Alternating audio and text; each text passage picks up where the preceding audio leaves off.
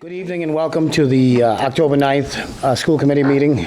At this time, I'll call to order and ask everyone to rise for the pledge. I pledge allegiance to the flag of the United States of America and to the republic for which it stands, one nation, under God, indivisible, with liberty and justice for all.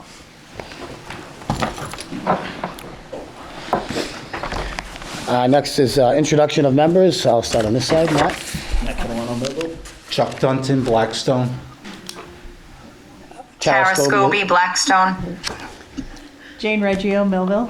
Carrie Gaudette, Blackstone. Erin Binaco, Millville. Dan Keefe, Blackstone. Kristen DiNato, Director of Finance and Operations. Jill Pilgallerani, Interim Superintendent. And we have no student No, I representatives. don't. They could have had a game or... Gotcha. Okay, I'll take a motion to approve consent agenda A, warrants. So moved. Motion made by Jane, Second. seconded by Chuck. Any further discussion? All those in favor signify by saying aye. Aye. Any opposed? It's unanimous. And I'll take a motion to accept the minutes from September 11th, 2025. So moved. Motion made by Erin, Second. seconded by Jane. Any further discussion? All those in favor signify by saying aye. Aye. Any opposed? The ayes have it. Next up is public forum. Anyone wishing to address the school committee this evening? Seeing none, we will move on to school committee agenda. Item A is to declassify executive session minutes for June 12th, 2025, June 26th, 2025, July 21st, 2025, and August 21st, 2025. Which we have done already, we have already approved in executive session, so I'll take a motion to declassify. Motion made by Chuck. Second. Seconded by Matt. Any further discussion? All those in favor signify by saying aye. Aye. Any opposed? The ayes have it. If there's no objection from the board members, I'd like to take out of order, under the report of the superintendent, the item Junior National Honor Society, and have that presentation, discussion. So, Jenny, Barbara. So we did have a discussion at the last school committee, and I think there was some more information that we were looking for, and I said I would invite both Jenny and Barbara to kind of talk a little bit more about that. I did get some information that you asked about, I don't know if they have as well, about what schools have Junior National Honor Society, at what level. So I don't know if you have that, I can share that quickly with what I have, or do you have that? I have some numbers. I'll let you share first and do your presentation, yep. So currently in Massachusetts, there's about 100 schools, middle schools, that have a National Junior Honor Society chapter. And so there are various towns throughout middle school. I think some of the closest ones to us would be like Bellingham has one, Upton has one, Southborough has one. And so... And Bellingham's structure is the same as us, grade 4 to 7. Yep. Correct. Douglas has a middle junior national, Mendon does, and Millbury is within their junior senior high school. And Uxbridge was no, and Hopedale was no. But we do already have one, right? The question We do. was... We have an 8th grade one. We have had, but it was 8th into called 9th. junior. Right. It was. And we want to have a separate 7th grade. So they're looking to have, so I also have, and I know you'll present, I had the opportunity to follow up with the National Junior Honor Society to talk about that. So there are chapters, they would be 2 separate chapters. There was a chapter, it's the middle school, and they normally say that you apply in the middle of 6th grade. You could be, Inducted. Yeah. yes, inducted then, and then you're there for 7th grade. If you have one in the middle, your middle school like that, you don't have to apply again for 8th and 9th. It would continue on. But the reason you need 2 separate chapters is because there's 2 separate buildings under 2 separate principals. So that would be the difference. And that was one of our biggest questions, right? Was you're leaving 7th grade, are you applying again? No, I asked that question. She said, no, it would be kind of like if you transfer to another school. You wouldn't have to reapply. It would continue through, it could continue through 9th grade.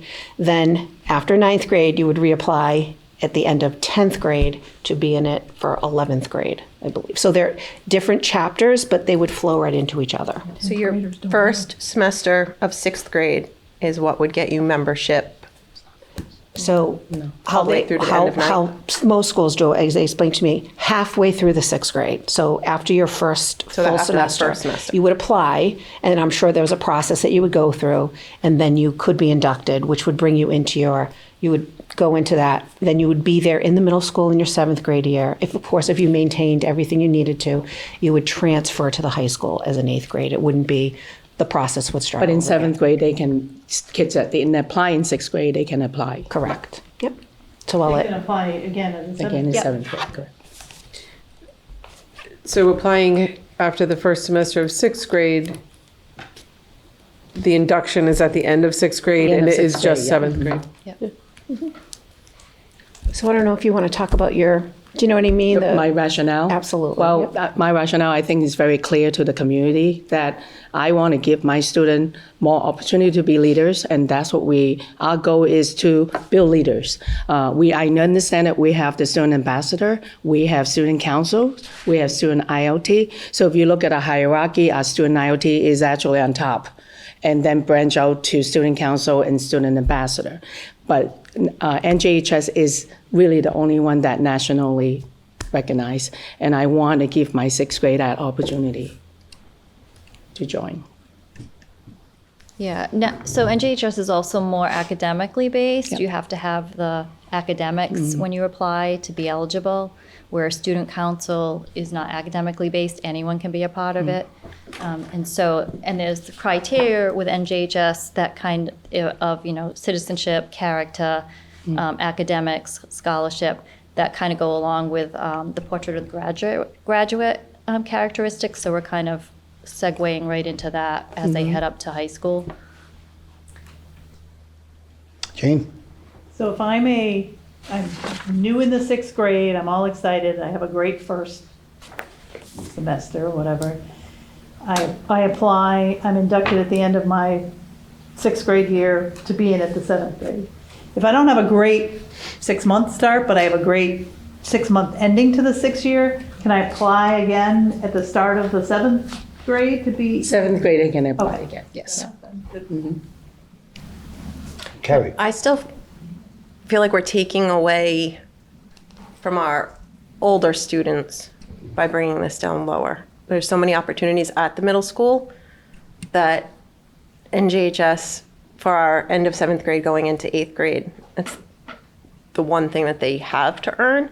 And I'm just remembering the large numbers at that first honor roll in 6th grade.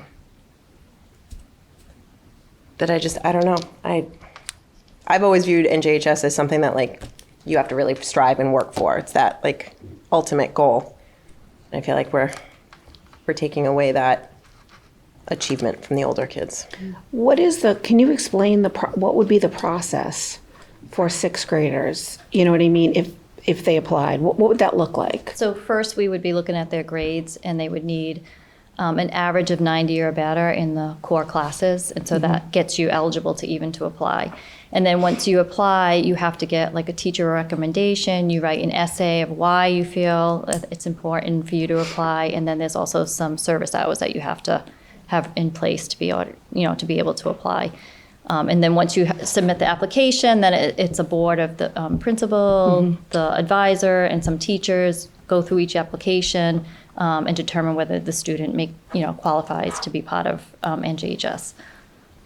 I think that, for middle school, it's a great academic opportunity. We know the middle school years are really where kids tend to fall apart academically, and so it's something for them to really strive towards and work towards.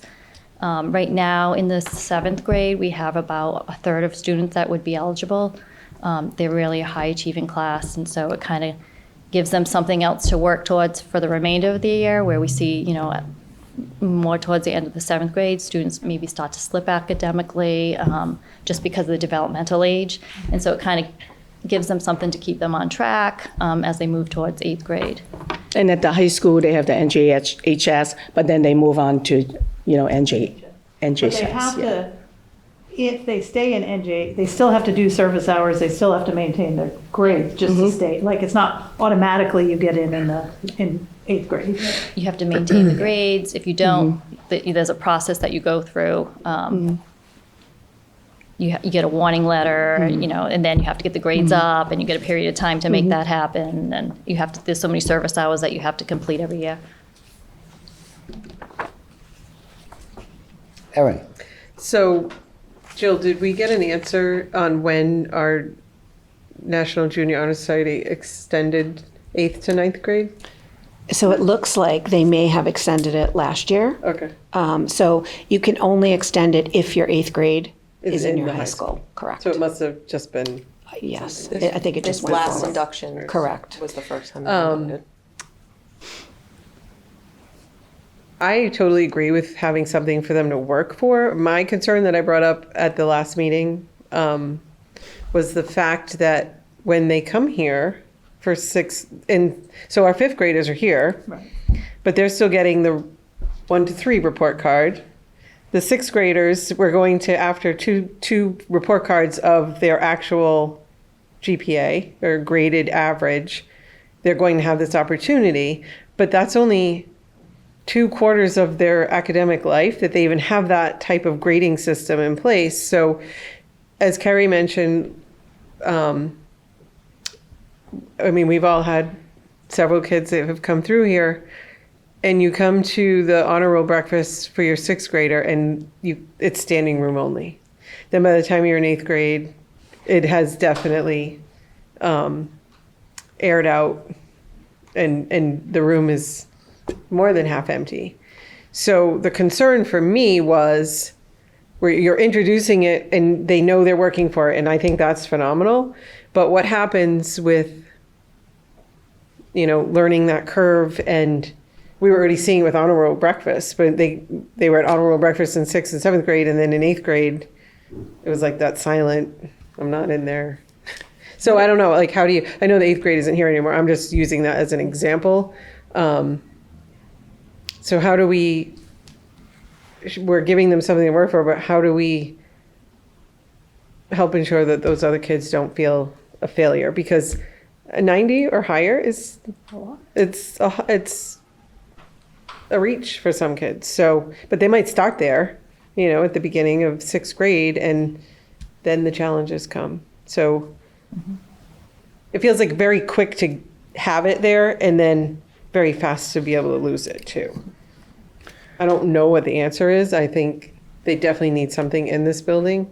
But are you still doing the honor roll breakfast? That At the end of the year. just one, not quarterly?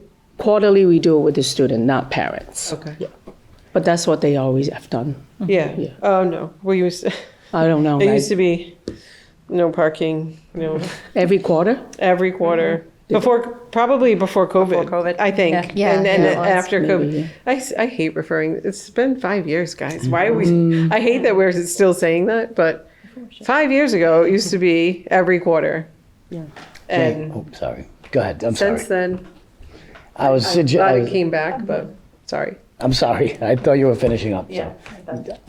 So I think Erin's argument makes the argument to have it though. Because I think if you have it and you encourage these people to work them to up. this 90 and to stay in, they have to maintain it.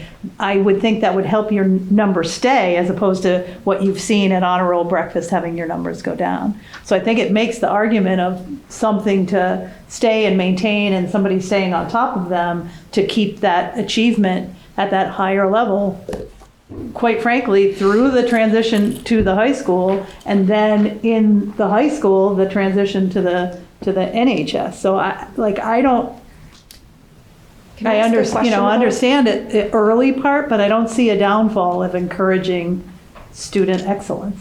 So your honor roll breakfast, is that just for students who achieve a 90 or above? Is that for? No, it's, Okay. it's for honors and high honors. And I think that's why it's such a large Yeah. number. If I look at my 6th grade right now, there are a lot of kids that we can see, would develop to be that, at that level, maintaining it. Is it a DESI standard for the 5th grade to be the 1 to 3? I'm saying it was 1 to 5. The report card is different. Is that a DESI standard versus, is that something we could look at? We did the Being that they're in this- standards-based report cards quite some time ago. We redid them. Correct. I think it was 1 to 5 and then it went 1 to 3 with the work we did, but since they're here now, is there a way to incorporate the graded report card?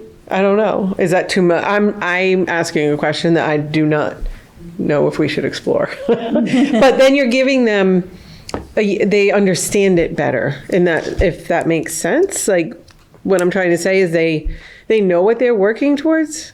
They already see their grade.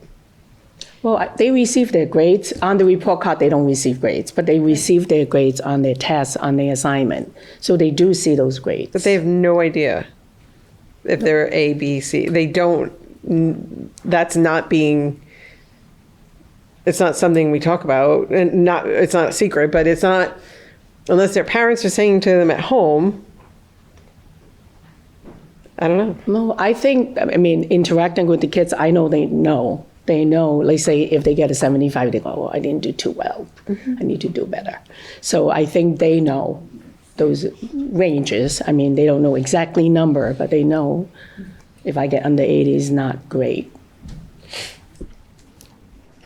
I was just thinking that would make them more familiar with that. You'd be surprised how quickly they become familiar once the turn's over. Oh, I know it's competitive. So I have a question. I'm sorry. Tara. I know you said that the schools, like Uxbridge and Bellingham, that have the 8th grade, the surrounding schools, you said they adopted the chapter. Do we know what grade they're starting at? What semester they're starting at? Did I miss that? Bellingham is 8 and 9 only. Uxbridge does not have any Junior National Honor Society. Hopedale has none. The only ones that I had was Douglas, Mendon, and Millbury. Millbury starts older. Douglas and Mendon did not provide us the detailed information about when they start. I don't know if you got any of that Yeah, information. you know, the, Mendon's 8th grade is in middle school or the high school? I'm sorry.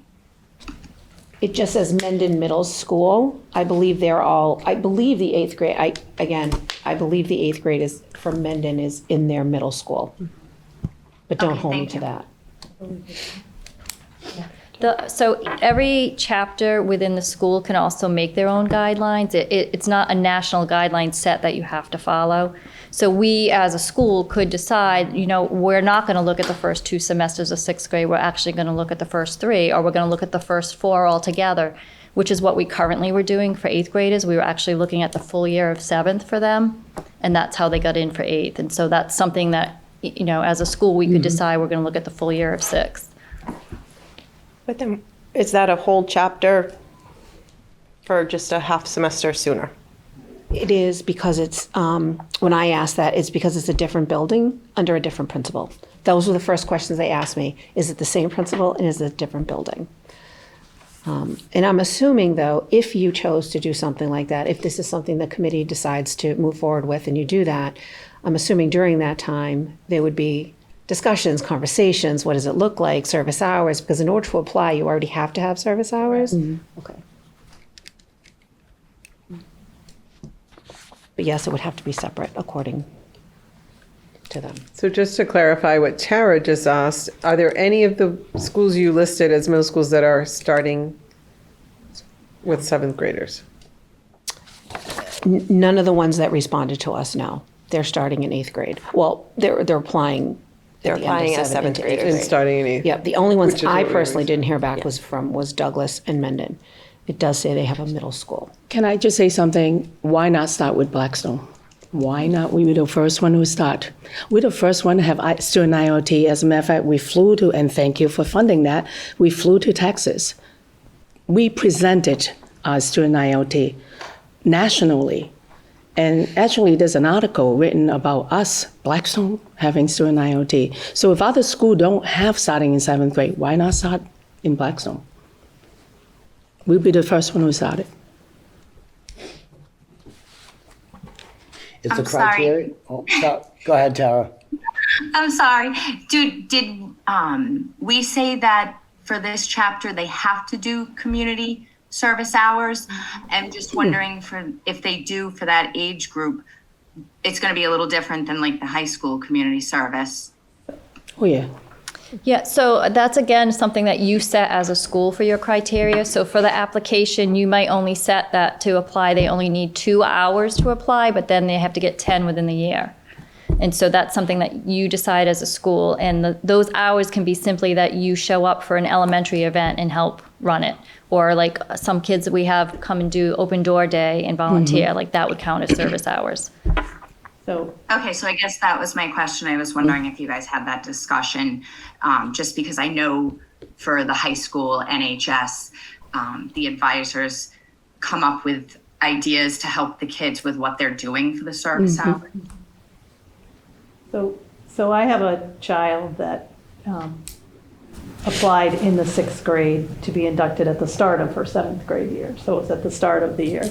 But applied it in 6th grade and had to do service hours and did them in the library, like did them right in the Millville Library and just, like they have a junior friends group. There really are a lot of opportunities. Boy Scouts, Girl Scouts counts. A couple weekends, a couple weeks ago, you can. Tara, you kind of answered the question that I was going to ask. The criteria is similar to the criteria in the 8th grade, but can be tweaked by the... Yep.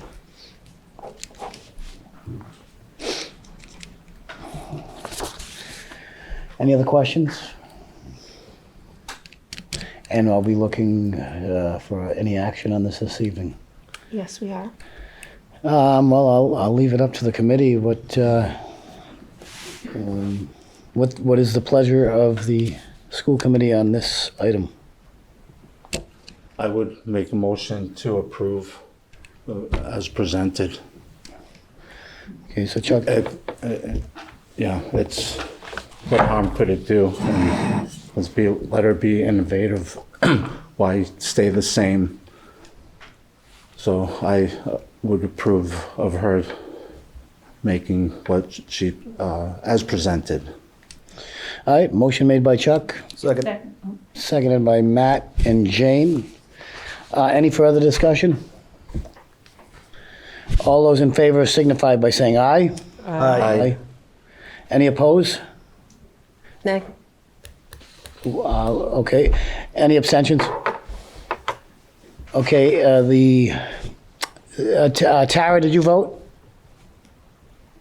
I'm going to say aye with one suggestion, if I can, that there's help to the families for suggestion for community service hours. If we're going to do this, I do feel like then they should learn now that they need to help the community. Okay. Sorry. More discussion. Do we Go all ahead. do we also need to approve a stipend? So there already is a stipend that is in there. The stipend for Junior National Honor Society is approved. We came because we wanted to add the second one. So there is a stipend listed already Okay. for And it Junior was Nationals. in our budget, even though we weren't running a chapter here? We didn't, but Kristen and I spoke, we can fund it. Okay. The maximum amount would be a little over 1,900. Which one is being used? One that's in the budget now 8th and 9th, is being used right now. It's the same amount. for 8th and 9th? Correct. That'd be, Yep. okay. Yep. Okay. So the vote is 6 yea, 1 nay. Congratulations. Thank you. Motion passes. Can I share one more thing? Absolutely. We have 3 7th graders were selected to participate in Blackstone Valley Leadership Academy. The kickoff is this Saturday. I will be there to support them, and it's a 6 months training. And I'm very, very, very proud of them. Can you tell us who they are? Is this private? They're not supposed to know yet? Yes, I can tell you. Okay. It's yeah. Parker Savai Yeah, and Abby Bouillon and Ava Zaki. it's great. Congratulations to those Thank you for students. sharing. Thank you. Thank you. Next up, we have back to the school committee portion of the agenda, Dean Bank School Savings Program. Ladies? Hello. Good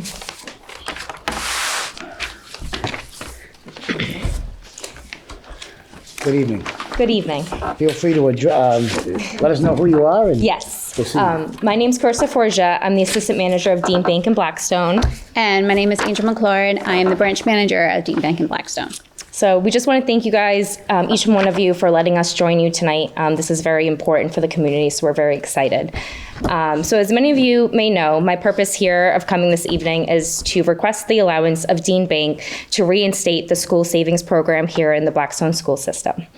As a BMR alumni of 2014, I understand firsthand how much banking programs at a young age make a big difference. The importance of educating children of our community early is vital. It establishes a long-term financial literacy, promoting healthy spending habits, budgeting skills, and responsible spending. All of these things lead to greater financial independence and reduces likelihood of debt and wealth inequality as they mature. This can range from discussing money denominations, preparing deposits, and understanding banking basics. School banking programs like Dean Bank can help our children understand the value of money and empower them to make the best financial decision. Children can learn to distinguish between wants and needs and furthering a deeper appreciation of money and how to use it to achieve their goals. This program ran successfully for many years in the Blackstone community. We would love to see this become successful again. Currently, this program is offered in our Franklin and Bellingham school systems with great feedback from families, students, and school staff. This program is so successful, we added a new product to our system called the Dean's List account. This is tailored for students up to the age of 23. It has a high yield rate of interest, which is 4% on the first $3,000. Fee-free, and even has ATM surcharge rebates for those, once they get older, can have a debit card and online banking. This program comes with great incentives for the students making deposits. This will include things like bonuses, referral bonuses, and even a $500 grand prize drawing. Some included in your packets, these would be the packets that would be presented to the schools to give to the parents. These would be, sent home with the kids. Inside, you'll see a couple of our items. The first would be the Dean's List brochure. So this just gives you a little bit more information about the new account that we had just recently rolled out, tailored for these children. A little bit about like the extra little bonuses and achievements, some little more information on the back. Also included would be just the application. So this is the school savings program brochure. Inside you'll see they'll just need to list the parents' information, students' information, and sign. Submit this back along with the one other piece of information, which is just a little welcome letter. At the very bottom, there's just a little check mark list. So either they would be a new enrollee and they're looking to enroll to our program, or transfer enrollee, which means that they may already have an account with us, like a statement savings or a passbook savings, and they're looking to transfer it to this new great product, the Dean's List. So what they would do is, fill out this application in this brochure. They would check off which option fits their criteria, fill in the little information, tear this off, and then submit this back in the envelope. They'd give this back to the school where we would come and pick this up. And then we would make a decision, based off of what works best for the community, when it would work best. So it used to be like in the cafeteria at lunchtime on a certain day. And we're really willing to kind of keep that same criteria, whatever works best. That way when they're having lunch, they can kind of come over once they're all set, give us their couple of dollars. We can make those deposits, give them a little receipt so they can see that. Obviously, the parent or guardian may not get this and might end up in the backpack. So that's why there's those quarterly statements, and the parents can always enroll to online banking at any time once the account's been open, so they can kind of watch that progress grow with the children. We also did just roll out a beautiful charger card, if anyone's seen these kind of strolling around in people's pockets. So this is a great way to kind of have people ask questions when you're making a purchase. Oh, your charger, and just get a little bit more feedback about the school and such. And with parents' permission, they could have a debit card at lowest age of the age of 12, as long as the parent consents to the child having a debit card. But they can. There's no overdraft capabilities. And we print them right at the bank. We print them right on the spot, so you can open the account through the school, we can get all the accounts set up, and then you and your child could come down to the branch, and we'll be happy just to print them out, hand it out to you. So, Is there a grade level that you're thinking this was, because in all fairness, I remember when this was here before. Did you ever? MES. That's what I was going to Yeah, ask. She yeah. did, when she presented, Yeah. you said it had, do you remember the years by chance? So mean, I started at Dean Bank in 2007, and it was already running. So, but unfortunately, the last time I remember really doing it with Blackstone was in 2009, 2010. We started it up in Millville probably for 1 or 2 years. I think it was 2015 to 18. Don't quote me. It was before COVID. I know that because I went to the Millville. I know we're back to the COVID thing. But yeah, so we had, at that point, we had go to the school and they did it during their lunch. And I was it was my assistant at that time too. She would go to the school and they would do handwritten receipts and then we'd give them a prize. So they were all excited. So if they made a deposit, we'd take in the money, we'd give them a receipt and a prize. Yeah. Yeah, it's been a long time. I mean, students, but I remember it didn't, you couldn't, kindergartners couldn't do it. Like, I don't know if it was first grade or second grade it started, but is there a?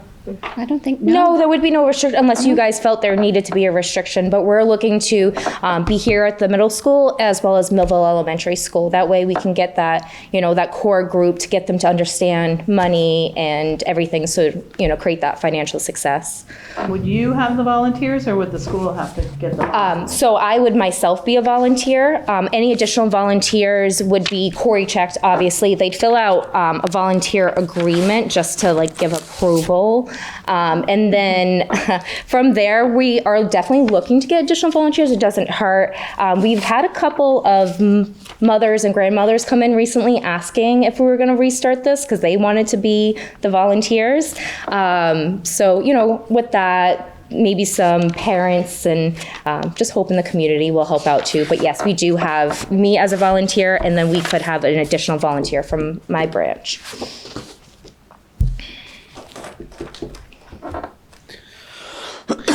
Any other questions? Is the yes, Matt. I look this way when I ask. question? Do we have the answer, Matt? No, I'm kidding. No, I love it. This is awesome. But so is it a savings account or is this a checking account? It's technically a checking product. There are no checks associated with it. Okay. But it is kind of like our all access account, which is our checking account for anyone wants to come open one. It does offer the same percentage. It's 4%. But it's tailored to the student. So again, fee free. With our all access product, you're required to do a minimum 10 card transactions every month to not have a monthly service charge. This wouldn't have any of that criteria because they're kids. We don't expect them to use it. We want them to save. So it's up until the age of 23 too. Right. So they can take this account that they start here in the first grade, keep that account, not even have to worry about changing their account number, because before with the old savings program, it was a savings account. Right. So savings and checking are completely different. So they would have to close out their savings account. The parent would have to come in. They would have to open up the checking account, before they go off to college. And now having it up to the age of 23, that's great because you're still getting the benefits as a college student. Like you're still having it. At the age of 23, it does transfer over to the all access account. You do have to have the minimum of 10 transactions with your debit card or whatever it is. They just have to follow up with the bank at that point to see what the criteria is. But they can take this account from being a kindergarten or first grade and move it right all the way up until they were 23 years old in college. Probably graduating at that point, Is it a one-time enrollment or can they enroll throughout the year? Because I see that you have the deadline of the 29th, but Oh, that was just a little that's just a brief. But There they was can those enroll numbers throughout and the year? dates don't consider for today. Yes, they could at any point in time either enroll to our program or if they want, they can even open up, by coming in person or doing the application right on our online website as well for the product itself. And then we have a school system on the back end where we input their deposits. So there's a school savings program and a website. So like when Chris is there, she's gonna have to bring her laptop and she's gonna have to input every single deposit into there, add it all up, then we put it into, and then it gets all dispersed out. So there is a back end of it that we take care of on the bank end as well. that's cool. Any other questions? We think that'd be great for these kids, you know, and why not get them started early? The one thing I'm going to say, I've been in banking for over 20 years, and sometimes the kids, they don't know. They don't know how to balance checkbooks. And like they come in, well, now they don't know how to handwrite or like do a signature, which is another problem. But like, you know, it teaches them to balance a book. And look, we're such in a technology world. Who doesn't have online banking right now? You know, the parent can give them, you know, the parent can give them access, and the parent is on there. So they have control of the account. You have 2 parent guardians, but they don't have that. No, just one. It's just sometimes the mom and the dad like to go in there. You know? They like to have the same access. And just curious, you said Bellingham and Franklin. Yes. Successful? Yes, very successful. They've been doing running it since like the same time we were running it in Blackstone. Yeah. So they've been running it for 20 years as well. I've been here for 10 even years, longer. and they've always held their programs over in those communities. I was just wondering, thinking of the years, if it kind of went by the wayside when kids stopped bringing in lunch money, because it might have been, you know, an extra $1 with your lunch money, and then everything went. It's hard to carry cash nowadays. Everyone has a piece of plastic they can swipe their card, but it seems to be going really well still in those communities, which is why we're really hoping that it can, you know, do the same. I remember being in MESPA when it ended, and part of the reason was ending was not getting the volunteers. That's Because where we were. It was all paper transaction and paper thing, and you had to sign off, and somebody had to get it to the bank, and like there was no. So back then it was called Safer America. You remember they used to do the $1 billion for the day, and like they used to take with some of the kids and ride limos with them. It was like in the early 2000s. But the problem with the program is that they weren't letting bank employees volunteer, and now they are. So this is where we can step in. She can't go in, I can go, you know, and I could do it as well, or one of my staff members. Not waiting on. We're not waiting on. Show up and Volunteers would help us. We're not going to lie. We would love a volunteer. We're not going to be able to. The bank is busy too. So But it doesn't hinge on someone. Yes, yeah. Being available. So it just has to be one person that can just take in deposits. And it's only when the kids have them, you know, not every day, you know, you could have 10 kids one week and then 5 kids another week, you know, or vice versa if they want to keep doing it. And the parents can even come to the bank and make their deposits on their own. Too. Or do an Like, online transfer from their account to the kids' account. Or if they do it long enough, the other way. Yes. Yeah. I just, as a parent of a 13-year-old who has been saying, like, I need a debit card. I don't want to take cash when I go out with my friends. I need a debit card. The fact that there's a Charger debit card out there now.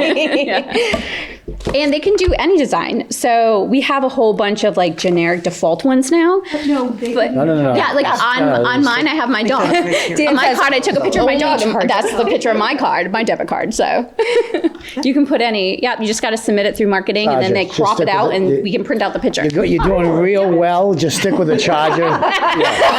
Yes, and last year we did have, with the school, the charter school, thank you, Dan, he's the one, we actually had a contest with the students, and he's the one, there was a student that designed the card. Oh, nice. So, Yes. yeah, Yes. yes. Yeah. It's a good idea, Dan, thanks. Are you looking for a motion? Or It's not? yes, it's whatever the committee is. So I would move that we would reinstate or restart or newly start the Dean List School Savings Program at the elementary and middle school. Motion made by Jane and seconded. I keep forgetting Tara. Thank you, Tara. Seconded by Tara. Any further discussion? I'll just say this is a great thing. It's a great thing. I'm glad to hear that, you know, financial literacy is being brought back in at the young ages. Obviously, You can actually come into as a bank and do that as well. You know, this is just a start of I see this too. I see it every day as well in my role. So, good luck and good luck with the volunteers. And, Thank you. It's a good thing. It's a good thing.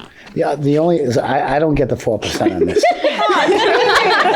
But you got one. He was the know. first one to print it. I'm not gonna lie. He was I the want first one. I one. want one now. I want one. Can you Come get the on in, kids come to open an sign their account. signature for deposit slips and they can work on their writing skills. So, funny you say that. I have all other stuff in here. I didn't want to take up too much of your time. So on here, I did go to like the FDIC website, and they have a lot of like money smart sheets. I feel like these would be great to send home with the kids if they would like to. Like something like this would be like to make your own face on a dollar bill or any bill and create your own money. Different things like a piggy bank. What are you saving towards? So that way they can kind of get some ideas of what they would be saving towards. These are tailored to different age groups. So like these ones here are pre-K to 2.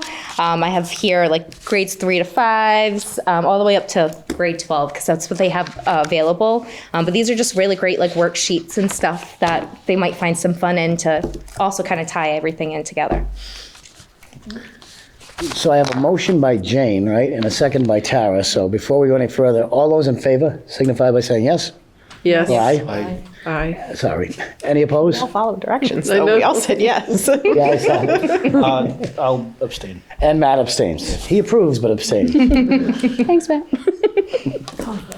I shouldn't speak for him like that. Support, but abstain. I know Matt when he doesn't approve, so. I'll be in touch. Thank you Okay. so much, guys. Thank We you so appreciate it. much That for way your we can time. figure out what day works best and what time works best. Yeah, because we just have to pick a day where we can come into the school and start it all up. Get those applications out. Awesome. Thank you so much for your you. time today. Thank you very much and have a wonderful evening. You too. Enjoy. Thank you. Next up, approval of waiving fees for the BMYBL facilities used for practices. Do you have anybody here on this evening? Huh? Oh, I'm sorry. And just so you know, in your packets, what we just put in there, just as a reminder, was our current community school facilities, just if you wanted to refer to that. And the current, I handed you 2 when you came in of new applications, but this was the one that you had approved back in our last meeting in September, just for your information. We put it in there for you. Good evening. Hi, good evening. So I wrote something out because I tend to ramble, but my name is Jen Liggett. My husband Phil and I have been presidents of the Blackstone Millville Youth Basketball League since June of 2021. Since then, we've committed to grow the league and work with all the schools and coaches to bring basketball to as many families in Blackstone as possible. We are asking the school committee to consider waiving our daily practice fees for the upcoming school year, as we are trying to keep costs reasonable for the families. Having to pay a fee in each school building 5 days a week would cause a significant burden that would require us to pass costs on to families, increasing our registration costs higher than we would like, which many families truthfully might not be able to afford. Our league is an important part of the community and works hand in hand with the BMR coaches and school teams to boost all basketball programs. We are proud of our close relationship with the school teams. Our boys and girls varsity teams run our summer camps, and the boys varsity team runs our Little Big Shots for kindergarten through 2nd grade. We also invite our players and families to attend all school games to booster that relationship. Just looking at some numbers, we in 2024 had 130 players in our rec league that goes kindergarten through 12th grade, and 53 in our travel league. We play in the Metro West Division, which is over 1,300 teams throughout Massachusetts and Rhode Island. So it's a really nice program for them. 100% of our players live in Blackstone or Millville, and they all attend BMR schools. And every player on the boys' middle school team last year was also in BMYBL. So we work very closely. As far as giving back to the town, in July of 2024, we donated $500 towards the basketball shooting machine at BMR. And in October of 2024, the league donated $1,000 to the town of Blackstone to replace the hoops at Roosevelt Park. We also awarded 9 financial scholarships, which totaled over $800 to families in need in 2024, and we're already at 3 this year. The league gladly pays for weekend school use. As we know, janitorial staff must be paid to be in the building. Last season, we paid $5,588. This fee has already been budgeted into our plan for the upcoming year. We also, just to make it clear, BMYBL board members do pay the same as families. We don't get any discounts. Our kids don't receive anything different. We pay just like everyone else. We're asking the school committee to help us keep costs down for our families by allowing us to be categorized as a group 1. This would keep us from having to pay for gym use for practice times and tryouts. If we can't be categorized as group 1, we would ask all practice fees be waived for the league for the upcoming 2025 season. We would still obviously pay for weekend rec and travel games because this is part of our budget and an understandable cost. We hope that you will consider our requests so we can keep continuing to serve the children of Blackstone and work with the community. Thank you. Karen? What is the registration fee this year for kids? So for our rec league, it is $100.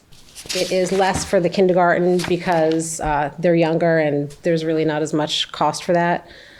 Travel is separate.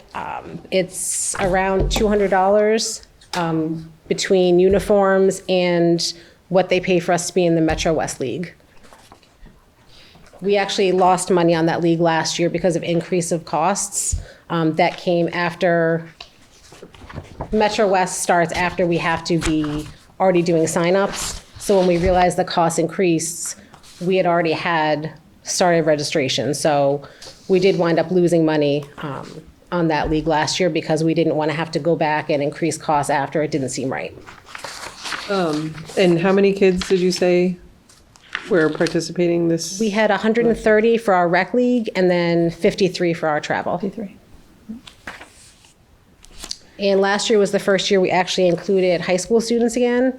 Normally, we would stop at 8th grade, but because there was such, we anticipated such big cuts at the upper levels, we had a lot of families say that they wanted their high schoolers to play. So we actually did push the league. We worked with the school teams and we pushed our league to not start until January. That way, any 9 through 12 players could play. And we actually had around 25 high schoolers play last year. We did it more kind of like pickup games on Saturdays. But they came and they liked it, and we're hoping to keep it this year. If I could ask, so what are you looking to have waived? The practices? That's my question. Because Just I think it's $20 maybe a day per school to use it for practices. She's asking the for ones that are practice Monday through days, Friday. not the Correct. weekends. Yes, Not the just Monday Saturday, through Friday. Sunday. Oh, I didn't know you had all my packets, sorry. Yeah. yes, I had to yes. do so many different ones. Well, we were just asking for, we didn't know what you were asking to waive. Monday So, through Friday. Monday through Friday, and and that's between 5:30 and 8:30, is that? Yes. Well, one's 5 to 9 too. I was going to say, is that the November okay. 3rd through Okay. March 20th? Is that's what, so, Yes. so specifically that one? Yes. And the Sorry, one I we didn't did know you had before? those. I We just have did so that. much information. 5 to 9. And this one. Which is really not. We already approved. Yeah, the weekends we pay Matt, for, and and that's I think the one we understandable. Our approved custodians previously. aren't even on staff Because that's for that many weekdays hours. as well. We have our custodians at 3 hours, that's a 4-hour slot. So the So- custodians are not there at 9 No, o'clock?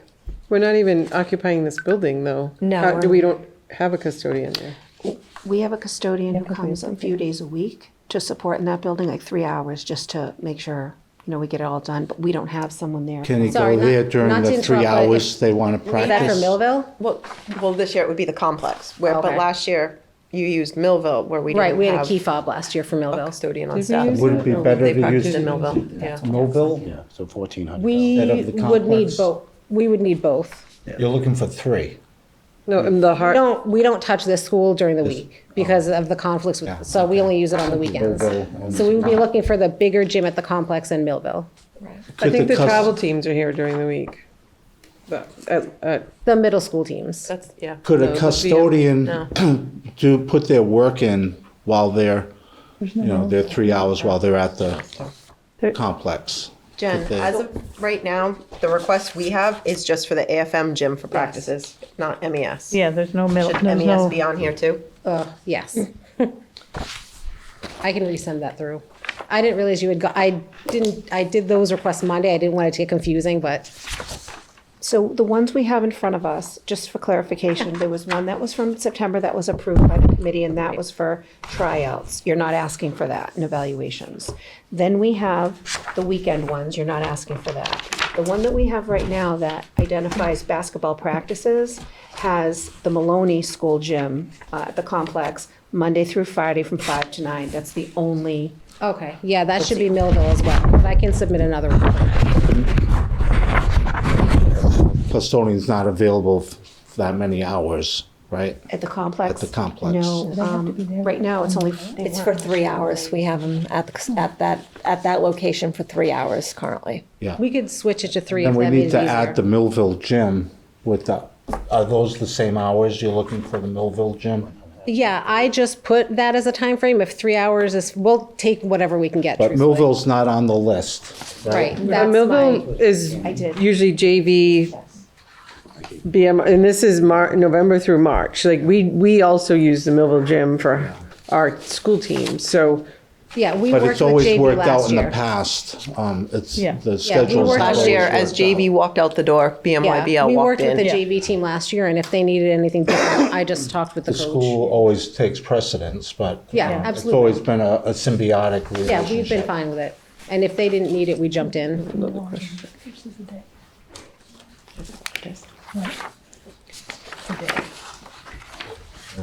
Just, Erin has a question.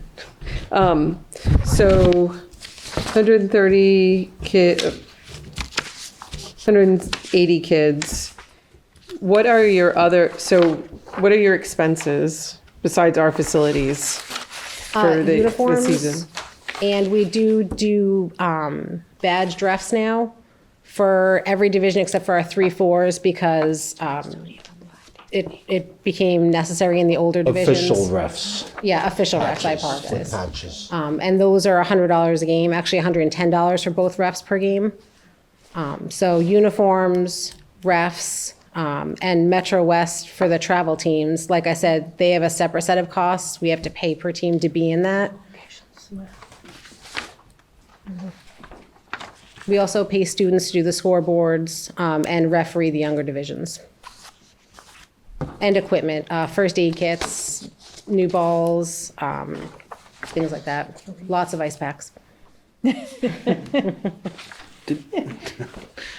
you say 110 per ref if you have 2 refs, or is it 110 for the Total, game? 110 per game.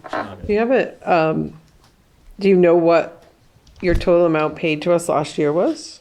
Yep, $5,587.95. Was that including weekends and custodians? That was weekends only. So we didn't pay, we had the fees waived last year, so I'm asking for it to be waived again. When I did the math, if we Shannon? did 18 weeks, it would be between probably around $4,000 extra if we need, for all the gym practice space we would need, which is obviously pretty significant. That would be just for the week. And And we have probably 50% of our registrations already in. do you know your profit from last year? We lost money last year. I don't have it in front of me, but we lost money because we took a hit with the travel team's expenses. And we didn't anticipate having to move to official refs as early as we had to, but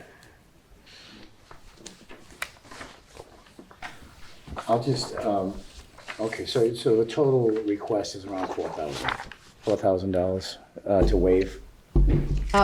yeah, whatever the daily practice fees would be. We were looking to have Is those that what- waived. $15 a day times Is it 15? 5 times 19 weeks. Well, the AF, the I thought it was 20, request that's here 20 weeks. Yeah. is Yeah, 1425 but that's not, This, But that's only one for building. one building, so it would be times 2. But we need a custodian paid. That shouldn't be our expense. So, can I ask this question too? sure. How does this look financially for us? I think it's a big ask. I think the buildings are normally not occupied. So now you're talking about electricity, you're talking about heat, you're talking about all the sundry bathrooms, water. Like, to ask for all of that for free, I think, along with custodians who now are watching after this, I think that's a lot to ask for financially. And then it is every day, so we're not able to rent it out to another group that isn't asking for it not to be waived. So it's a lot of time. remember why you waived it last year? I don't remember waiving it last year. I think I remember. leaving it, but I'm gonna go with Kerry and then you, Chuck, all right? When you're saying like a big financial ask, last year you guys used Millville Elementary School where we did not have any students at all during the day. And we did not have custodians on all the time, but we worked it out. Yeah, So- we had a key fob that we could get in and out that was given to us. So this year it's keeping Millville and kind of doing the exact same thing at the complex, where we did the complex in Millville last year as well. Right. So it's, I see Scott approaching. Maybe he has some more information for Yeah, I us. just want to add that last year, even though we didn't use Millville, we had to send a custodian from another building to go secure that building, set the alarm, make sure the lights were off. Sometimes they found doors ajar, so we had to send somebody. And again, if I have one custodian out, that leaves one custodian per building, so that's a concern. Chuck? So I don't think we've ever charged this group for use of the buildings during the week while custodians were on site. And, you know, this is for the students. We're offering something for the kids to do in the winter time. And it's a broad range of kids. You know, it's not like we're giving it to them for free. It's a community thing. We should be more embracing of letting the community into some spaces like this. So I don't know how long Bimble has been in existence, but they've never paid during the week. I beg to differ with that, Chuck, because I've been here for many years, Okay. and usually the conversation goes with, if they're charging a fee, they're taking a fee for the kids to play. If they're not, like, we don't charge the Boy Scouts and the Girl Scouts because there's not but this is, they're paying to be there, so we've always charged because of the fee being If I charged to may. the kids. We keep saying because there's a custodian in the building, we don't charge. But those custodians have to police the hallways. Those custodians have to go back and clean up the bathrooms after they use them. And again, like I said, I'm bare staff. I got one guy out, that's one guy per building. You said that Just my opinion. all the participants, all the members are from Blackstone and Millville, 100%. Yes, yes. No other- And since I've been here, we have not paid the fees. Yeah. So last year was the first time that I had heard about it. And like I said, I got, I think I got an invoice for it after, and I was like, I have no idea what this is for. So, I mean, it's been at least since I've been there. So again, it would just take some adjusting for us. If it's something we knew we had to plan for next year, we could definitely do that. It's just going to be a significant increase for the families. And like I said, we have a lot of families in town that just won't be able to hold it, which means we'd have to increase more for the other students or they couldn't play. So, I mean, I totally understand where you're coming from. It's just, this will impact the kids that want to play that don't have the means to do it. Where I First started. Well, I'll say this, where I'm coming from is every child participating in this comes from a tax-paying resident in Blackstone and Millville. This is their property. The custodians, with all due respect, are being paid to be here, whether they're watching or cleaning toilets or what have you. That's part of the job. So I'll dismiss that. You know, my only concern is other people, you know, other revenue. The school, as you know, you must watch school budgets and the battles going on. Right. But I don't know, maybe someone who's you know, been born and bred here and gone through these schools. I remember the times where we would have pickup games at the gym and stuff. The gym was actually pretty much, times have changed, but the gyms were open up to the public on the weekends and things like that. For simple pickup games. And so I struggle, and you're paying the fees on the weekends to have games, and the custodians and the necessary things when you're running your organization for competition. So I'm more likely to, we waived it last year for that same compelling argument, and with the, that's where I would be with the potential expectation that we are giving up this venue for potential revenue, which the school always, which actually offsets the cost to the taxpayers in the long run. But with that type of notification and the expectation that it was waived last year, I can understand you having difficulty budgeting, for the Dan, purpose. can I reiterate you? I'm sorry. Can I jump in and just make the motion that we waive it? Well, yeah, you can make a motion that you waive it. We can still continue with discussion. So there's a motion, now that there's a motion been put out by Tara to waive, you're specifically waiving the fees requested for the Monday through Friday. practices at Millville and Maloney. Millville and Maloney.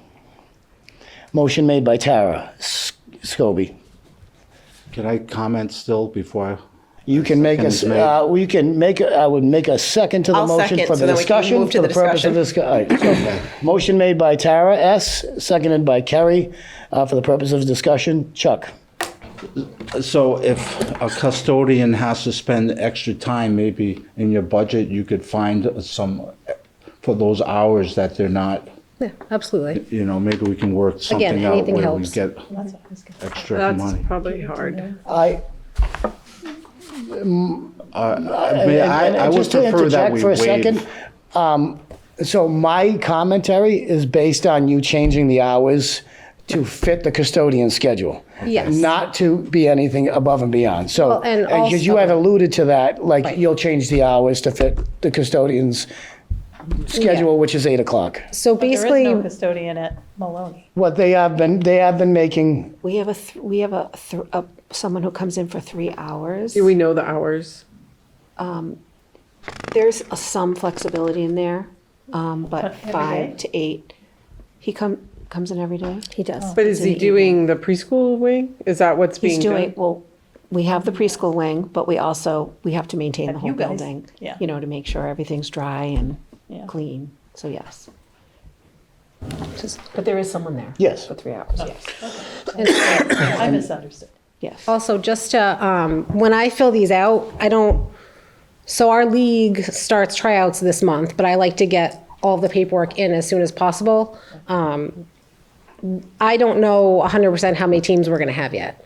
So there's a chance that, I put Monday through Friday, 5:30 to 9. Last year, they asked that we try not to do Fridays. If they don't want Fridays, we won't do it.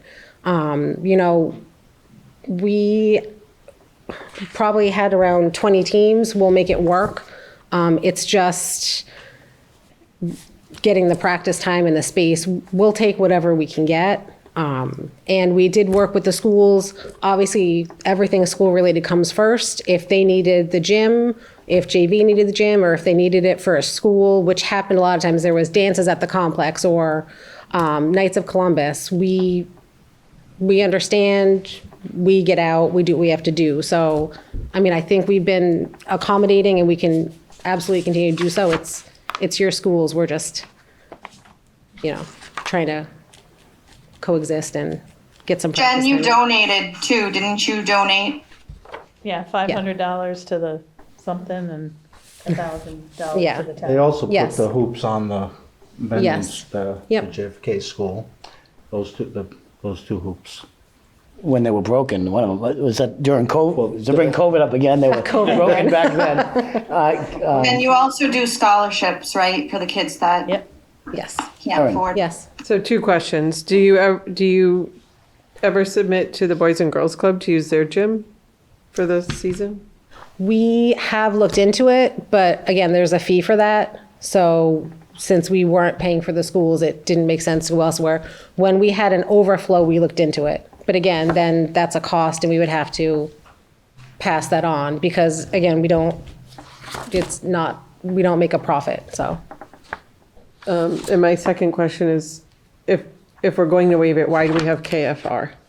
We have a policy for this, and the fees are in place, and we also do have a budget and a building to maintain. Dan, I'm going to rebut a little bit on what you said feel about this free. custodian, because it is extra work. They are there for 3, they have work to already do, and I think what he was trying to say is, that it does put extra strain on our employees when they're in the building. And sure, we're paying them, that's our cost, their job. But we always put this money back into our budget. We put the use of facilities money on line items every year. So this is a loss to us. I mean, is there a way we can talk about a reduced fee schedule, but keeping it in KFR? Because Well, I think didn't we just increase these I think recently? I alluded to your concerns stating, but it was because it was waived last year, they didn't budget it for this year. But next year they're going to say the same thing. Well, no, I don't think Well, no, I think mean, I'm said here this we year would have if- to have that discussion. Yeah. We should anticipate moving forward that there's going to be a cost related to it.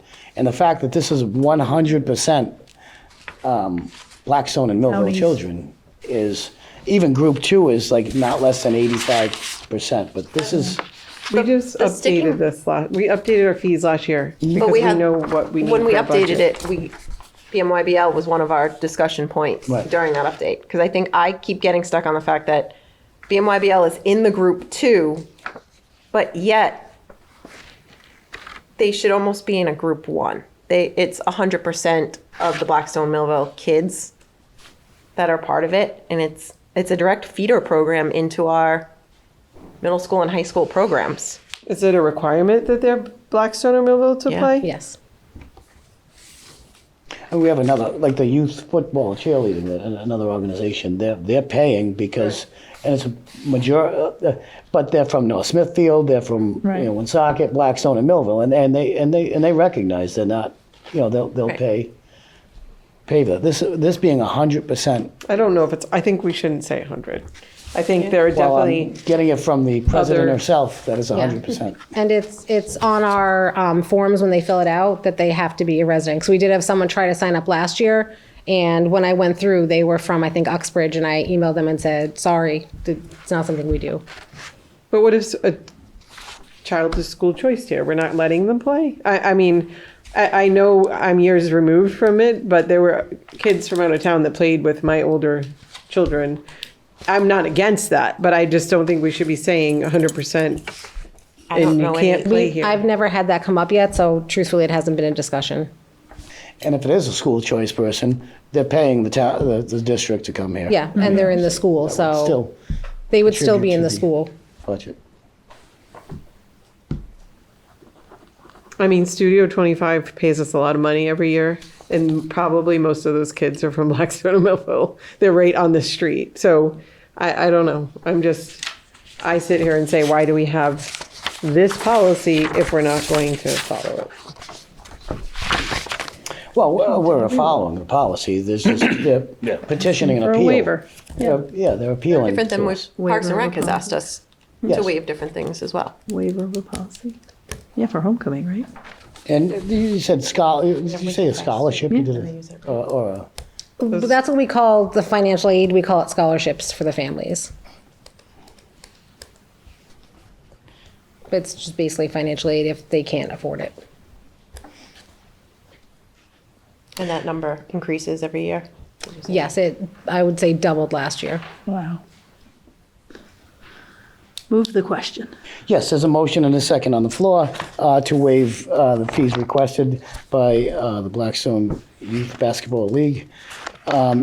With hearing no further discussion, all those in favor signify by saying aye. Aye. Aye. All those opposed? Hearing none, it's unanimous. I'll abstain. I'm Oh, I'm sorry, abstaining. I'm I sorry. have to abstain. So it's seven yeas and one abstention. 2 abstentions. I'm sorry, I have to Matt. abstain, yeah. I'm sorry, Matt. I should listen. I should have actually called for this 5 yes, abstention. 2 abstain. Well, Tara, what'd you say? She made the I said motion, yes. so I think she said So yes. 5 and 2. Thank you so much. Thank you. Thank you. Okay, moving on. MES water update. So I do have an update. Okay. So Jennifer had sent along an update. I'm going to read this. I can't explain what a lot of this means, but I will share it. So she said there was an acid wash of the well. That is complete. An air shock procedure was conducted as part of the process. and the well was scrubbed using a surge block and brush equipment. A camera inspection was conducted to view the results of the acid wash, as well as identify any water-bearing formations within the bedrock well. The results will be analyzed upon receipt from the well driller. All piping, are you understanding this, Mr.? I got it. Yeah, I'm good so far. Following. All the piping and the pump have been removed.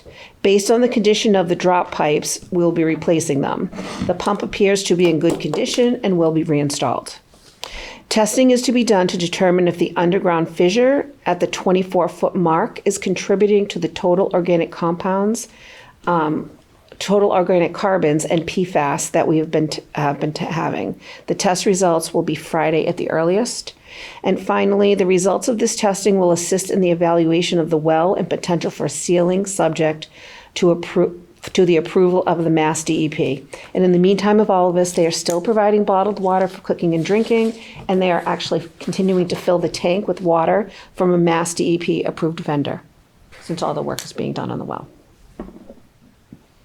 So the acid washed your well, pull the pipe out and the pump out. The pump's good, but they're going to replace the pipes because the pipes must be kind of rotted in this, that, and the other thing. And they're going to check that crack in the well, about 24 feet down, to see if With a camera? With a camera. Well, yeah, and Well, they tested it too. from water that could be penetrating from the outside, even though there's probably no more beaver dam there. We never heard about that fissure at 24 feet before. This is the first time we hear about that. I don't think they were specific on the 24 feet, but there was a Fissure, there was a But they were fissure. claiming that it had nothing to do with the groundwater. Not they, I don't mean Millville.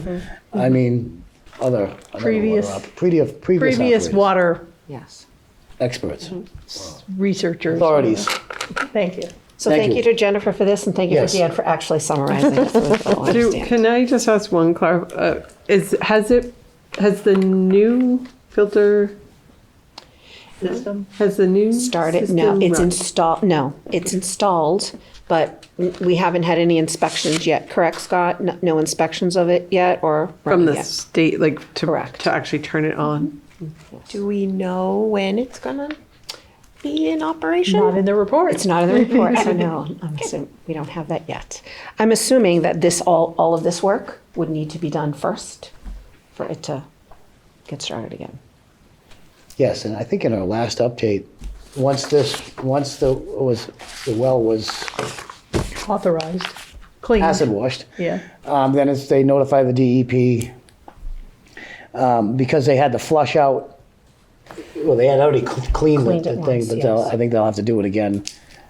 And a DEP could take a month, it could take 4 months, depending on their schedule.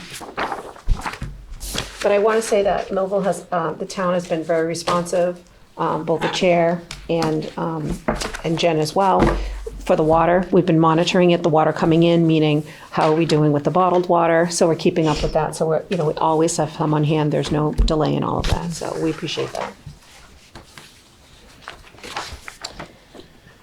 Okay. Competency determination policy. You missed one. Oh, what did I do? MSBA. MSBA update. I didn't bring my Yes. glasses. MSBA update. So we wanted to give you an MSBA update, and Jane, Carrie, feel free, Erin, feel free to jump in, Chuck, almost all of them here can jump in.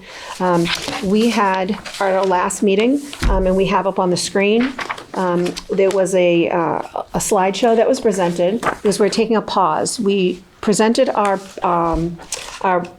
schematic reports, and from the information that we received back from the MSBA and reviewing it, we decided to take a pause. And the reasons were, if you look in the, I don't know, yes, thank you, Tim. Based on the MSBA feedback, we wanted to make sure that everything was very well aligned with our educational vision. Also, when the school building committee voted, there was a do not exceed amount. So we wanted to make sure we clarified that and took another look at what we have there to make sure, again, it's aligned. And it meets everything that we need, and it doesn't exceed that value or come down from that value. And also, community engagement. So what it was explained to us too, when we met with Colliers and DRA, that this is now the time, once the PSR is submitted or in the process of being submitted, we really want to ramp up and get some more information out to our community about our project, moving forward. On the next slide, it talks a little bit about, will this affect our feasibility project budget? And it's an absolute no. We have a contract with both of our vendors, and the work that we're going to be doing now to resubmit and refine our PSR is included in that, and what we have out there, what we agreed to spend is what we're spending. It will not impact that at all. The next slide, Tim, this will affect our schedule a bit. However, with that said, we are still within our timeline, our 270-day feasibility study. What it does do, though, if you look, you'll see at the top, it talks about the current schedule that we were on with our PSR submission that was done in August 28th. If you look down at the bottom, the dot after where the red line is today, that is actually December 18th, where we will be submitting our refined PSR. With that in place, we would go through the same process for review, but our expectation here is there's basically a 3-month shift. So instead of having the town meeting and the votes that was going to probably take place in that, in the end of the year, beginning of the summer, it will actually take place in the fall. The other thing to know that this is not, very unique to Blackstone Millville. This happens all the time. When we submit our PSR before going to the next, we want to make sure we're in a good place, there's a good understanding, and everything aligns with our educational vision. Okay. So Tim, the next slide, which I just explained. Again, we are on track to meet the MSBA's feasibility study deadline of October 24th of 2026. The next one talks about our next steps. The educational program and space summer review is already in process again. That's been reinitiated. Department head meetings, actually, DRA and Colliers came out. We've done department head conversations of all taking a look at what the site plans look like. Does this make sense? The adjacencies, what do we really need? To be very honest with you, talking about it and seeing it in writing is very different than seeing it, the plans on paper. It really gets you to think about it. So those were done, and now we're in the stages of refining these design options. We're going to continue our community engagement. After we're done, we will also get updated cost estimates that we'll be able to come back and vote again on the preferred schematic design as we did in the past. So this gives us more time to refine the work that we're doing. Okay. And just the last slide again, as I said, we're refining our submission. We're still moving forward and just trying to refine all the work that we're doing. So we thought we'd give you an update. I don't know if anyone, is there anything that I may have missed? The only other piece, if anyone happens to be watching our meeting tonight, is that we are going to be having some community engagement events, discussions. So for everyone who is interested in learning where we are and finding out more, Every time. yeah, we hope to see all of you. Yes. And those will be ongoing, because remember, every step of the process, there will be more and more and more information to roll out as we start finalizing. The community engagement, how well, I shouldn't say how well, where are they going to be advertised, and how is that going to be pushed out? Besides skywriting, we're going to try to do every possible thing we can. We talked about brochures, getting out into having community discussions in-house, having some taped maybe interviews with some of our members of our DRA, our Colliers team to get information out, be out and about in the community. We just want to make sure that the right information is getting out for, how we're moving forward and what is the impact eventually for the community. So if you have any other ideas. I do. please I let have us know. one idea is just because misinformation, as you know, travels a lot faster than accurate information.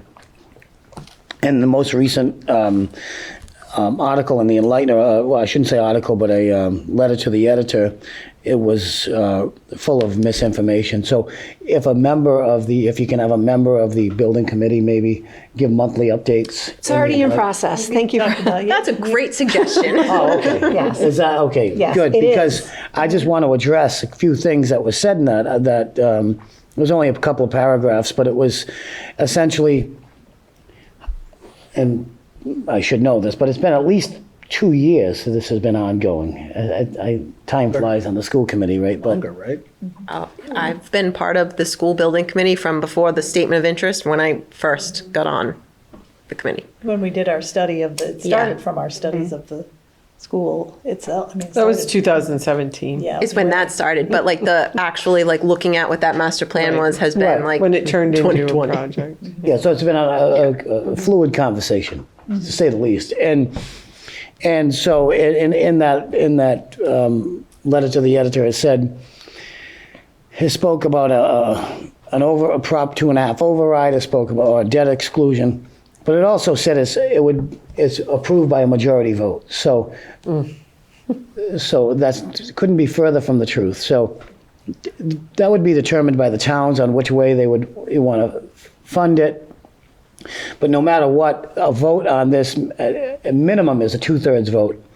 And then how they fund it will end up, and I'm sure the towns, I don't want to get ahead of myself, but whether it's a debt exclusion or an override, that goes to the ballot. So it's a whole drawn-out, deliberate process.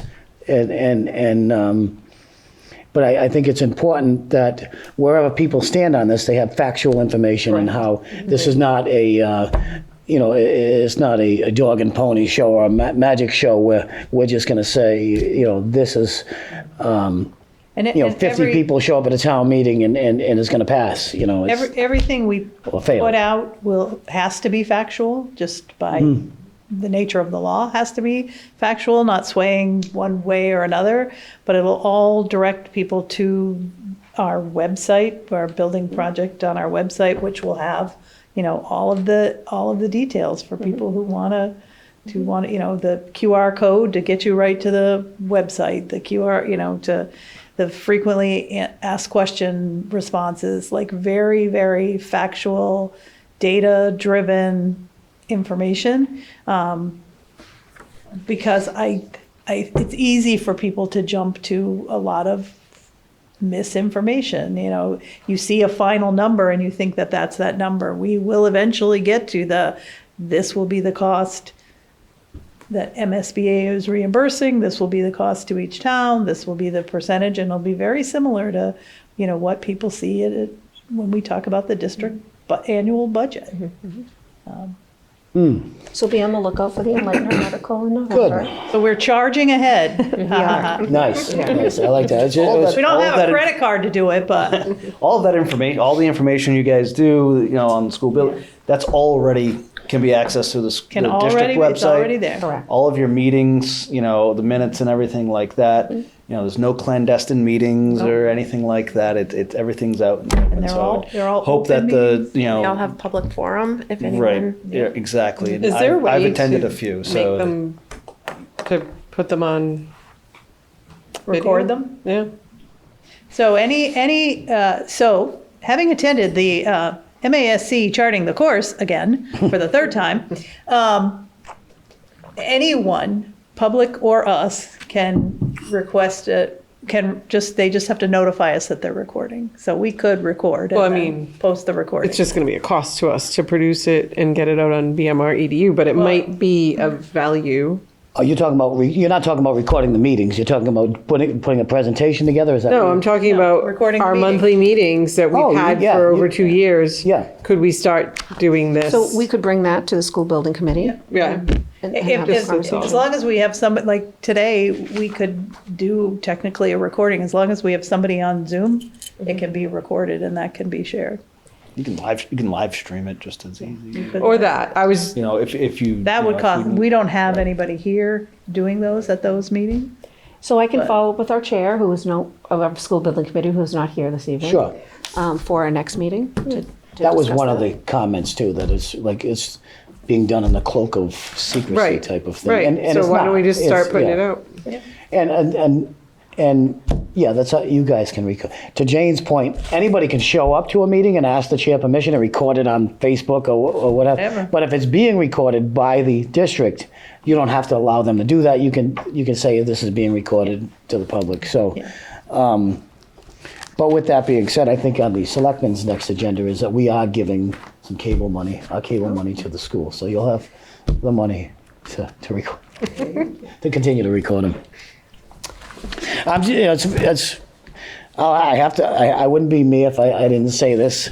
I'm just grateful that we dodged a bullet because the author of that article was running for a position that would have been signing the bond if this is successful in the town of Blackstone, not knowing the process that it would take to get to that point. So, with that being said, we can move on to the Yes, we can. competency Yes. determination policy, please. So in your packet, you have a proposed competency determination. I did submit back in, I sent all of you in your packets on August 21st school committee meeting. It was the packet that we received, the competency determination guidance and policy submission process that came out in July of 2025. That was in your August school committee packet that we discussed. But just as a review, back in November of 2024, remember Massachusetts voters approved the ballot question to remove the use of MCAS for the sole graduation meeting, the state competency determination. In May of 2025, the Board of Elementary and Secondary Education voted to amend the regulations. And for those regulations, it then required districts to create a policy. And there are very specific requirements in the policy, the policy template that we needed to follow.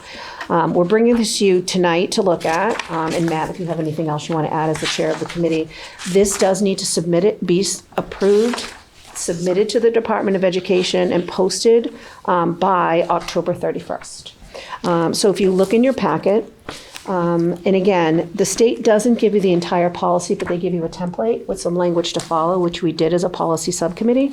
So we are looking to, have the committee review this and approve. So it would be posted, shared, and sent to the Department of Education. So I think the biggest part we should point out is, are we implementing our own policy that MCAS is still required as a district? We are not. I just want to make sure that that's said here. So remember, to get a diploma, just to be clear so everyone understands, you have to meet the competency determination, which basically states in the state of Massachusetts that you must meet the 10th grade competency in certain classes. And if you look at this policy, it'll tell you what. In addition to that, to earn a diploma in Blackstone Millville, you have to meet additional requirements, so many credits in all the different areas. So it doesn't mean that you get a diploma by just meeting this. This is a piece of it.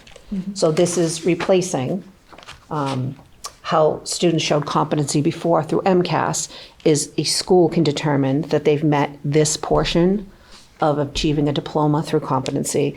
And everything is in here. Every section that is in here is a requirement.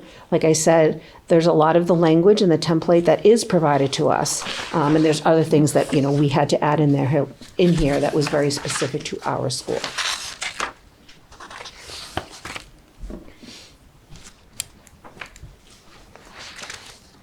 Matt, I don't know if I missed anything. No, I mean, I think that it's just for someone who supported the ballot measure, this is obviously necessary to have something to be in there, and I think it's great that it gives a little bit more autonomy to the school districts to be able to determine their own pathway for graduation. I look forward to more of this with whether it's a final assessment, the capstone, or whatever it may be, but it's a great step forward. So again, this is just our policy for the competency determination. Any other questions on this? Okay, motion to adopt? Motion to adopt policy FE. Thank you. Motion made by Those Jane, spectacles. Second. seconded by Carrie. Any further discussion? All those in favor signify by saying aye. Aye. Any opposed? Any abstentions? It's unanimous. Middle school pathway exploration policy. So the policy subcommittee has been very busy over the last few months. Desi also had something else that came out to us that is called the Middle School Pathway Exploration Policy Model. So in Massachusetts now, any school that has the we have to have a middle school pathway exploration that looks into career technical education. So we put together a policy, and again, there's a standard template of questions you have to answer. This policy is due to DESE, and it's through a portal that we do with some of our grants on November 1st. And what we're looking for is, we can go through this, but also it needs to be confirmed and posted by November 1st. In this policy, we need to talk about, students who are in the middle school going on to high school. We have to be able to provide them with opportunities to let them know what we offer here and what is also offered on the outside. If you go through here, it'll talk things about being the opportunity to explore the technical schools or the vocational schools that are attached to us.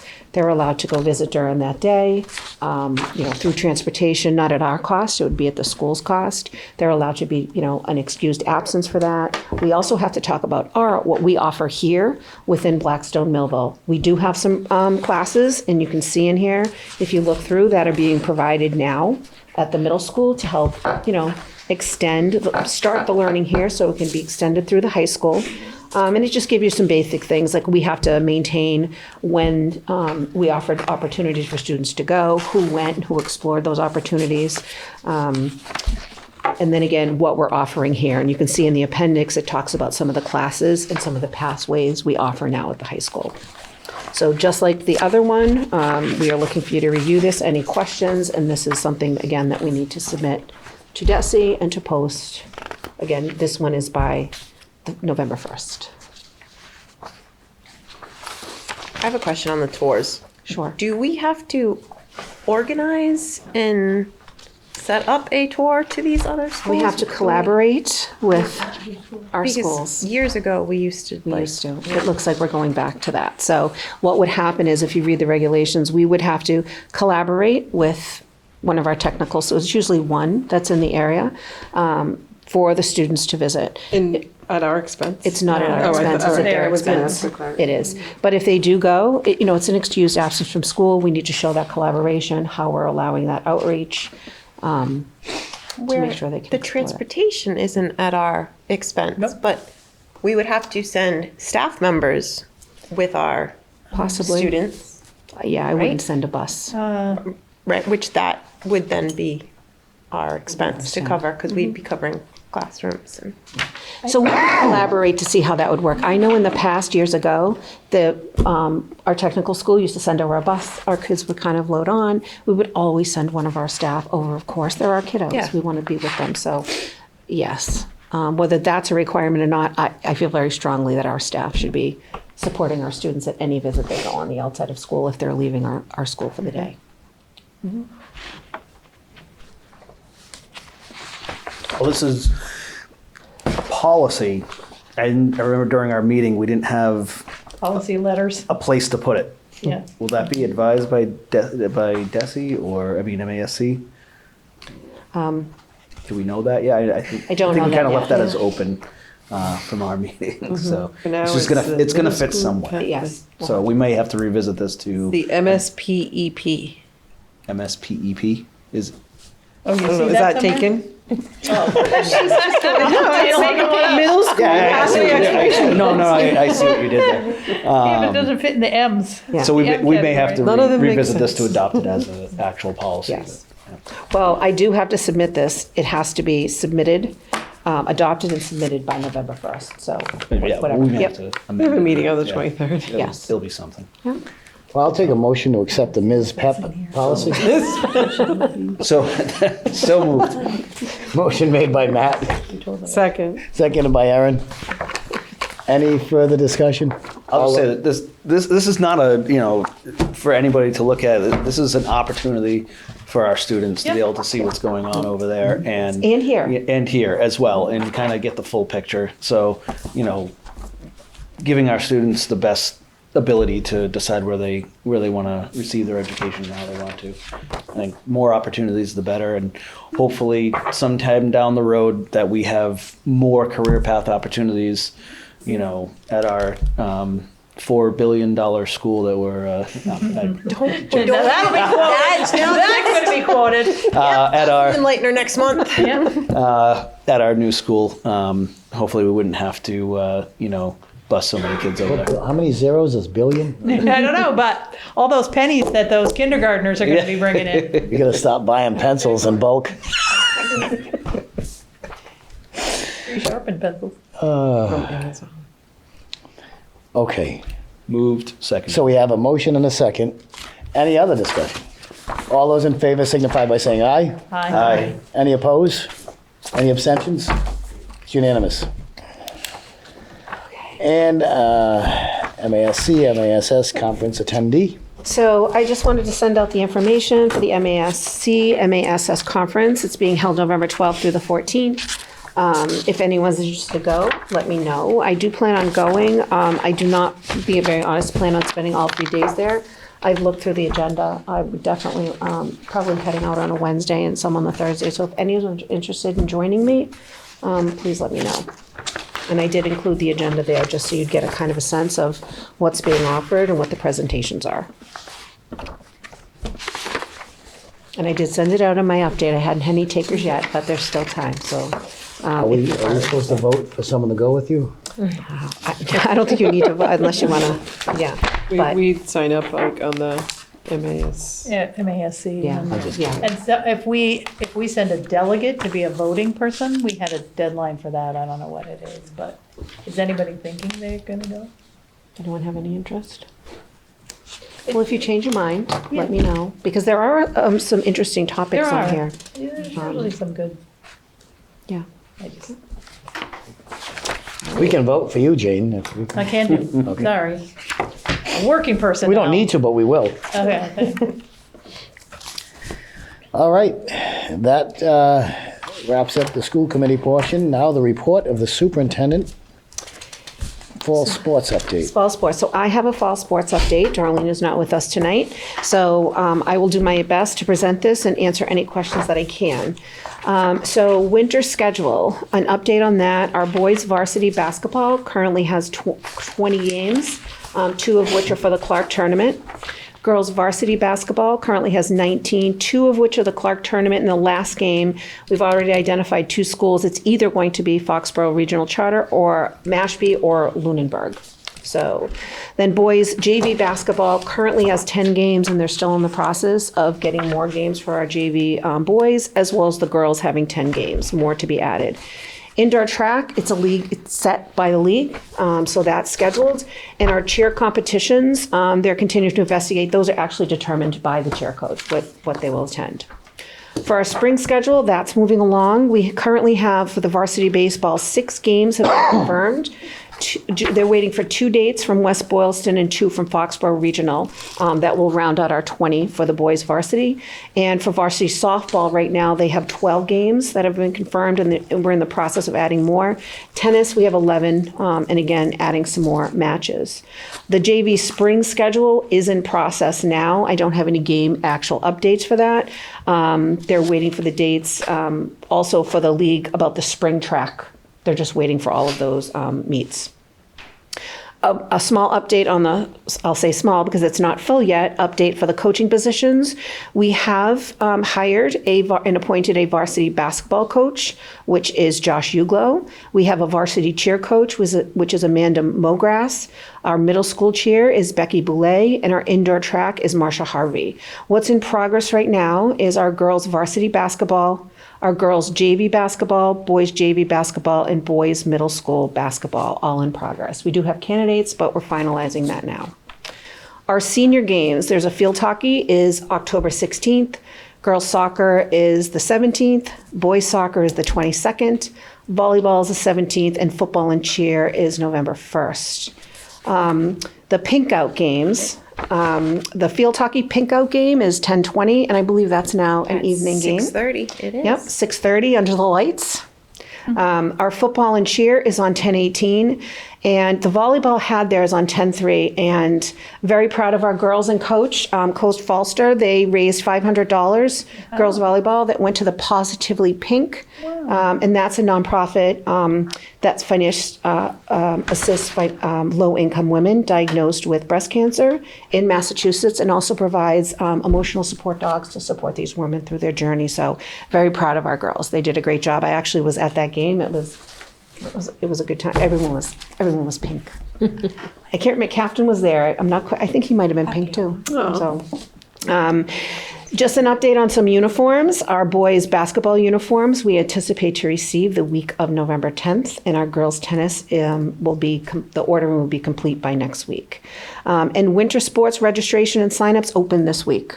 So Jill, those did are you all. say boys basketball uniforms?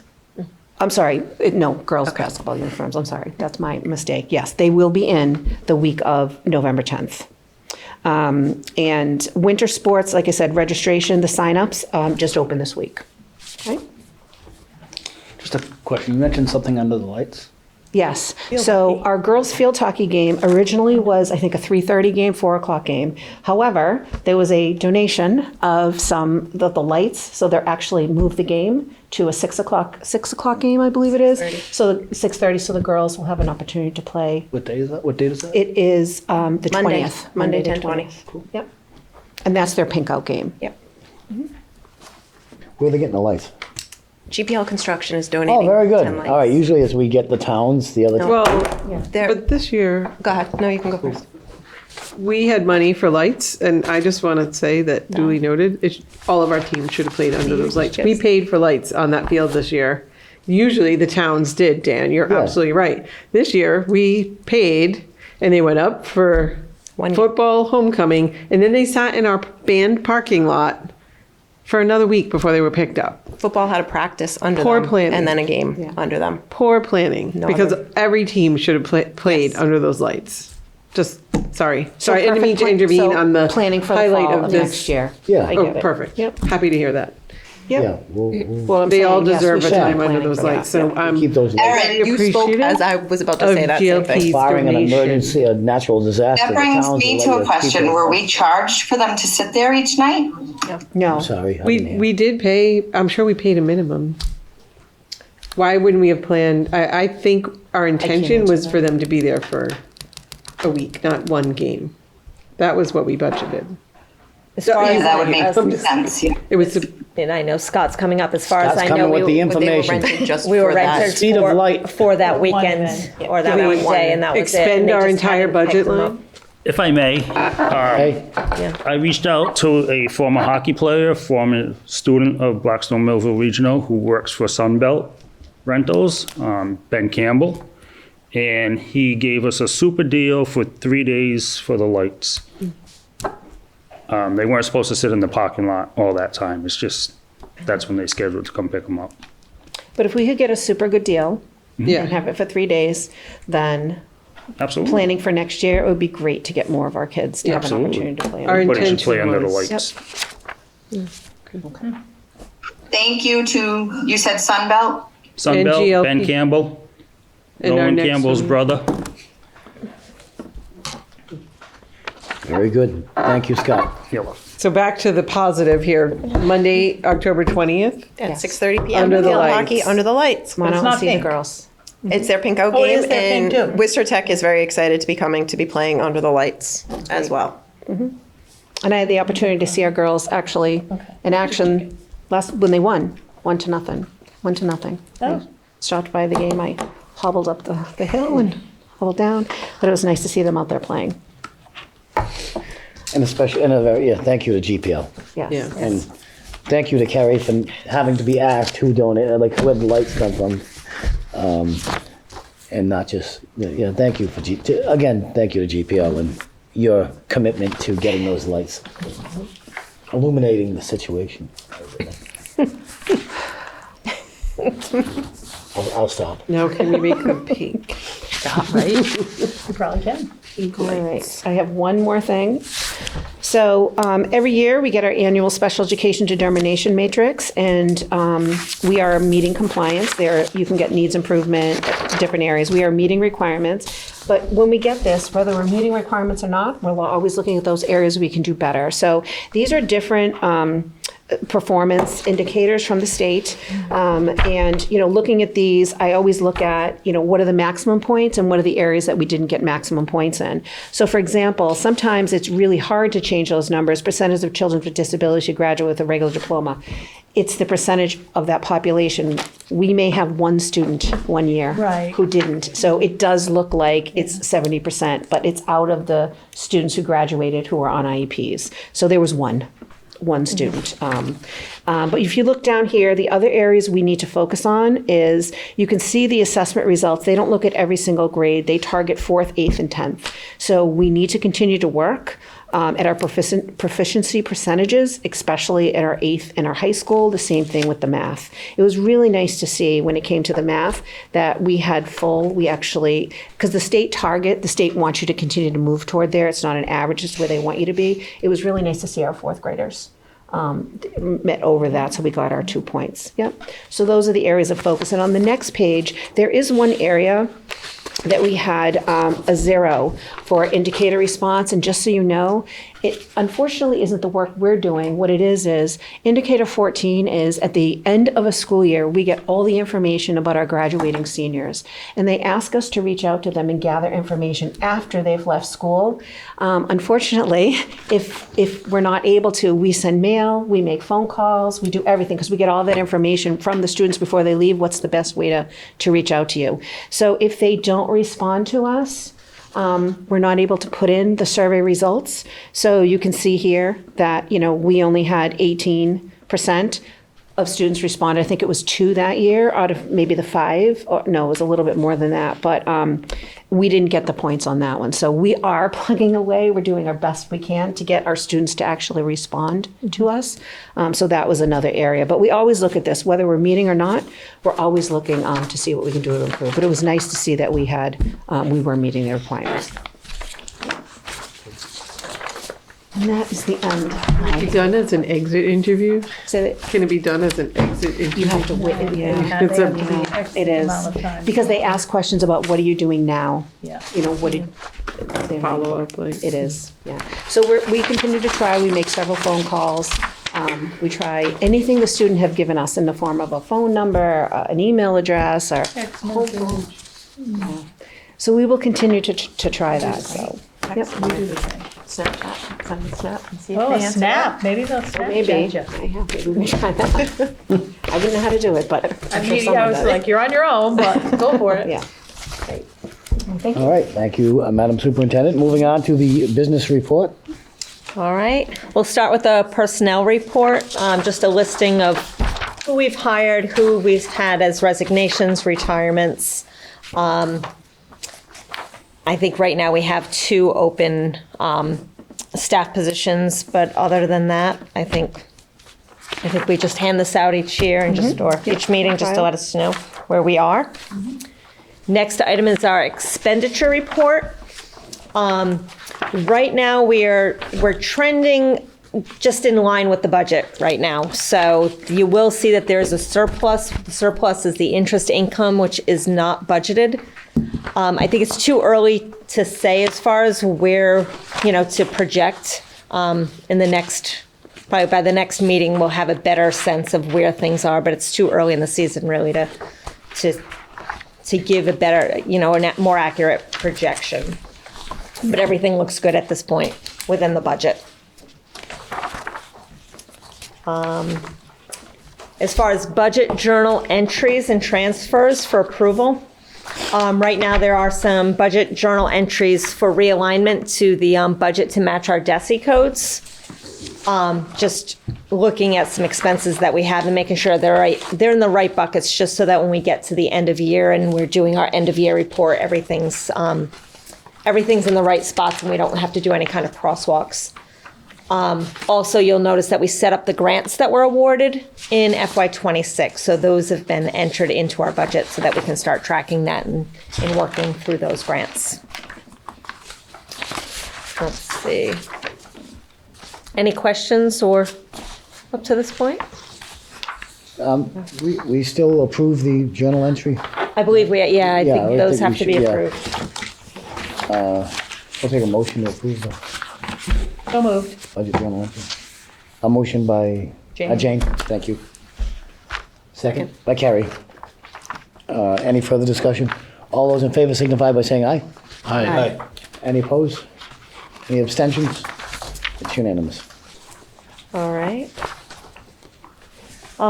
Next in the packet is just the listing of expenses that we have by DESI code, just the different categories, and what we have budgeted, what we've spent so far, and what the encumbrance is, and where our budget balance is on all of those. Just a lot of data, and if you want some of the backup to what we talked about earlier. Then we have the insurance review. So last year, there was a discussion regarding insurance. And in March of 2025, we sent a request out for quotes on insurance for the district and asked for those quotes to come in April. And we had 2 different companies that came back with quotes. And these quotes were for our property casual, our professional liability, workers' comp, auto policy, and umbrella policy. And just really just to make sure that what we were paying was in line and, make sure that we have the best company out there to give us what we needed. It looks like we only had 2 companies come out. It was MIA or Maya and Hub. Maya's the company that we've been using for several years from what I can see. And they continue to be the best company as far as with the price. The total cost was $147,761 compared to Hub, who came in at $349,018. So huge difference between the 2 companies. So Maya was awarded the contract, and they insured just Massachusetts municipal related risks. So I think that's kind of just to let you know what we've done regarding the insurance and the due diligence for that. And then the last on the business office is the grants that we were awarded. We were awarded 2 grants that will need to be approved for this year. So one of them is the School Behavioral Health Expansion Grant, which we were awarded $99,000. This is a grant that we've gotten for the last 2 years. And another grant that's with this is the CSHS, the Comprehensive School Health Services Grant, for $21,550. So with this money, it looks like the plan is to help subsidize some salaries, some services, and supplies. So for our CSHS funding grant, that definitely helps support our quality of school health program. So for example, there are certain things you can use this for. It could be equipment for the school, for the nursing offices, supplies. And what it also does is when we have to do our screenings, our vision and our health hearing screenings, we're able to bring in additional support staff, so they're able to cover while nurses completing those staffs. The larger grant, which is the $99,000 one, there are specific areas that you have to identify within their grant, and our focus is on social emotional learning, which is making sure that we have the programs there, and we go by the CASEL frameworks. I know we've talked about those before. We also, in the past, we've actually brought in an additional staff member for de-escalation and crisis intervention. So we're able to do this through the grant, an additional staff member this year, again, through the grant, and then also alternative interventions and discipline. So we're using the funds for those. And there are specific areas that we have to use with this grant. So, and the great thing is, it's an extra, funds that we're able to actually expand some of the programs that we're working on. So we do need an approval. Yes. Yes, so I'll take a motion to accept the grants as presented. So moved. Motion made by Jane, Second. seconded by Chuck. Any further discussion? Congratulations. Thank you for the work put into the grants. Thank you. All those in favor signify by saying aye. Aye. Any opposed? Any abstain? It's unanimous. Thank you for the report of the business office. Moving on to Scott, once again, in the facilities report. Industrial burner, first word of the report. Why not, right? The good news is they came back and they fixed the circulator pump that we were waiting on. So the heating system is ready to go for the winter, hopefully. Knock on wood. There was a drain pipe in the lower C wing. This drain pipe connected to the whole home economics room, which is still used by special ed as well as a bathroom. And the pipe in the floor became so clogged that we had to call a company in to pressure it out. When it pushed out, there was grease and baby wipes and stuff in the pipe that ended up in the sewer system that we just had cleaned out and repaired. And it managed to set off the alarms because it raised up the flow levels. So the floats in the sewer system were moved to the other side where the water's always flowing in and clearing it out. But actually, I had chairman of the school committee down there looking at this with me. Sewer. From water to sewer. I'm like, okay. Hey, it's water. I'm going to tell you, that I didn't realize that I didn't read the update, but during COVID, that was a big issue with the wipes and the pipes but I was wondering why the alarm. So the alarm goes off, just so people at home know. The alarm goes off, and then it goes off to Jimmy Sullivan, who gets very angry that the alarms keep going off, and has to go down and reset them. Interesting. Yeah. So. Stop using baby wipes. Yeah. Or throwing them down the. Leftover from COVID. We're gonna have to come up with pre-COVID, post-COVID. Yeah. Scoreboard issues. It was noted that the scoreboard lost power during the last game on homecoming, which was very unfortunate. Those are brand new batteries. I think what happened was because of the football game and the scoreboard started being used at, I believe it was 10 a.m. was the first game. The batteries just never had time to recharge. So some of the options we're looking at, I'm getting in touch with the scoreboard company to see if we could put maybe a jump pack on the batteries or possibly adding extra batteries for extra storage. It was a nice sunny day, so I'm surprised that the solar panels didn't run the scoreboard itself. And that's another thing I'm going to ask them, is our inverter going bad where it wasn't charging batteries fast enough? Or maybe we put more solar panels up. We'll see what they recommend.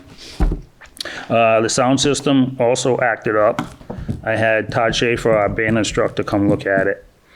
He made some adjustments to it. He tested it out. He said everything worked fine. Not sure if it's possible that maybe interference from the lights we had up there or maybe the generator we were using was causing interference. Something else to look into, but from what I understand, it's working fine now. Over here at the middle school, first floor boys' bathroom, we had it's a valve system that's underneath the sinks that's used for the hand motion. That went bad, started leaking. We had to shut down the bathroom for approximately a week while the sink was out of order. So that's been repaired, it's up and running, everything's good. Problem is, these sinks are now 20 years old, parts are being discontinued. So we got it repaired. We had a booster pump that started leaking water. This booster pump increases the pressure in the building because our building's so high up off of Federal Street and the 3 floors. We have 3 booster pumps that boost the water pressure up. One of them was leaking and one of them is not building up enough pressure to support the building too. So we're running on 1 booster pump. I was able to purchase a rebuild kit for one of the booster pumps, the one that's leaking, so I plan on coming in this Saturday. I gotta shut the water off to the building, rebuild that booster pump, change the seal in it, put it back. The other one that wasn't building up pressure, I also took apart because that one was completely isolated. There was a lot of rust inside the pump system, so I cleaned all that out. I'm gonna put it back together and install that on Saturday as well. So we'll have an update on that. Everyone is still scheduled to come out and change the valve in the pump room. They haven't done that yet. I'm trying to set that up for PD Day. In Millville Elementary School, we're still waiting on the radiator that needs to be replaced. And on Wednesday, October 21st at 2:30 a.m., we had a motion detector go off, setting off the alarm system. And again, it happened on Friday, October 3rd at 1:30 a.m. Yeah, nice wake-up call. There was no one up there turning the water on, was there? I think it was the beaver. Might have been so that's been addressed. We had teachers remove stuff that was hanging from the ceiling, possibly setting off motion detector when the blower was turned on. Knock on wood, has not happened since last Friday. Thursday morning, the walk-in cooler temperature rose. It exceeded 45 degrees. Joe Warren and Sons came out. They had to order a pot to expedite it overnight and get the system back up and running. So that has been addressed as well. That is what I have for facility reports. Questions, concerns? I would also like to add too that as a former hockey coach who coached from learn to skate to our JV team to our varsity team, I understand the importance of having a great feeder program like Bimbo. They do a lot for our kids. And I've worked well with Jen, never had any problems. I just felt the need to express my concern for the safety of our students, staff, and buildings. But I look forward to working with them. And we appreciate that. And we do appreciate all the hours and all you do. Stop it. I happen to, 2:30 in the morning and 1:30 in the morning. Well, it's not the first time. This building It won't be the has an last. alarm system. No, it won't be the last. I happened to meet Scott with the pump thing at this school here too. Yep. We talk too much and kind of like Jimmy You? Sell. Kind of like Jimmy Sell. What are you doing now? I'm at a water main break. All right, I'll stop down and see you and have a coffee. Yeah, stop by, Dan. Got something I want to Scott's show going to you. be rebuilding the water pumps this weekend, and I may Yeah, just just- stop and. Just wanted to run it by you and give you my recommendations and what I thought. And So all Jamie you, also suggested a specialist who came out and gave me his opinion as well. But in the run of things, it's exactly what I wanted to do anyway. So hopefully that's addressed Saturday. So while we have him here, can I just ask a clarifying question? What do we have for custodians in each building, morning and evening, right now? We have one custodian on for day shift, the head custodian, In what building? all three buildings. So every morning, one in each. So the complex is considered, or you're considering that one building, or is there one in there? There is, over at the complex, we're using our van driver / custodian. If she's out driving, obviously she's not cleaning, but she starts at 6:30, goes around, unlocks the doors, empties the dehumidifiers. At about 7:15, 7:20, she leaves, does a van run or two. And then when she returns, she also helps out with stuff in central office, moving packages, setting up pink flamingos. Is that for the geese too, or is that something That's different? for the geese. It is, the flamingos are? Well, they were it's a dropped next off by a school Tara committee member in hopes that it may work as well. So Okay.